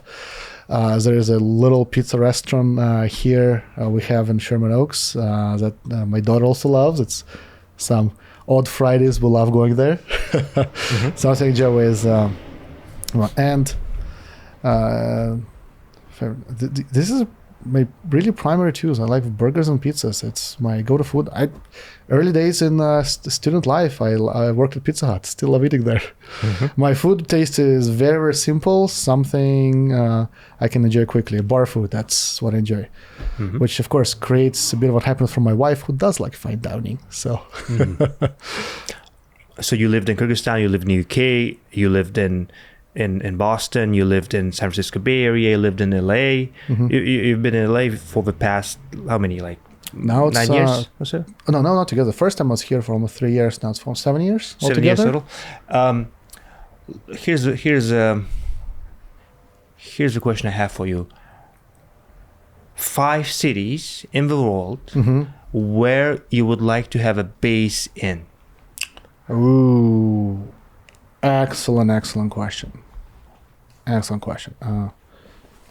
So one, of course, LA. I do love LA. I want to be here, involved here all the time. I think a big part of what I like LA, it has a hustle spirit. People here are hustlers. That's how they achieve, right? And the whole industry. How do you get to any positions that you hustle your way to there? Which I think is a great lesson for anybody doing startups. Startups, you hustle. And I like people like that around me. Another place I absolutely love is Taipei. Taiwan. Taiwan. 101 building. oh God, I love 101. Falls the food in the basement of the building. It's big part of it is I think it has the best of elements of Chinese culture. Mm-hmm. From its art to food that I enjoy, with Japanese cleanliness mm-hmm. and reliability, right? And so this is kind of the best of both worlds to me. I absolutely love Taiwan. I love Honolulu. As mentioned, we got to spend quite a bit of time last year there. And Honolulu, especially with a lot of kids, is a fantastic city where has big enough to need everything you need as a working professional, from the interesting people to interact with, especially after the pandemic, which has seen a lot of people moving there, either returning who are from there, decided to move back and stayed, to people like, hey, I can work from anywhere, let me do it Hawaii. So the caliber of people that you can interact with is unbelievable there. It's still being small enough where it's very accessible. When you live in Honolulu, if you want to see a friend from one side to another, 15 minutes. So the density of interactions, I guess the uplift cost is very low. So in being able to have from rich city experience as well in the most beautiful surfing spot right off the most busiest part of the town is hard to replicate anywhere. Mm-hmm. This would be three cities, two more. I loved Barcelona. Mm-hmm. And I think maybe it's a variety of, because the six cities I'm drawn to, they're different to where I am right now, because I'm looking for experience to switch it, mm-hmm. To switch my experience. It's a very, very walkable city. It's a dense, a beautiful culture. It's quite different architecture and spirit to anywhere else I've lived and tried to experience before. And that was very relaxing and enriching for myself. Because it's not like a lot of how I try to get better back into working focused shape is to relax by going the other way. Right? So from movies to reading, it's not something I want to constantly build and so constantly have it buzzing in my head. I was like, no, I want to clear it out so I can come back to it. And so different experience a lot for me. The fifth one, Venice. Okay. I got lucky. I spent a summer school in Venice when I was in college, and again, it's a city. It's both rich citizen's experience, but it's a village. So having this little accessible village where I was one of the few students who got to know people living next to our dorm, so I can sit on a bench next to them, talk to them, and complain about other Americans who are studying. That was wonderful because you can experience this rich historical city while building a community. Final question: what is your big dream? Big dream? My big dream is to introduce a high quality education to anybody. To figure out a way how to do it. Our goal with new startup we're building is actually eventually to create a university. And we want to, kind of our big goal is in 10 years, we want to be able to educate for a master's program 1 million people a year. How we're going to get there is going to be hard. It's going to be a difficult journey. But if we get there, this is a big goal I want to do. That will be a lot of fun. It'll be a lot of fun. It'll be interesting. And, we always want to do good, bring something. And if that's the type of impact I can make, I don't think there's anything else I can accomplish better with my life. And the final thing is a question to our audience. A question to the audience. So now that I'm back to education space and trying to investigate this, I'm trying to understand what makes it an impactful, memorable education experience to you. So go back to your education from early, school, be a favorite teacher, to maybe university or anything afterwards that you might have experienced in between.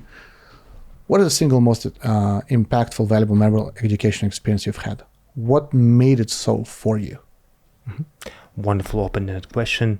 This was Ilias Beshimov on nFactorial podcast. be so good we cannot ignore you.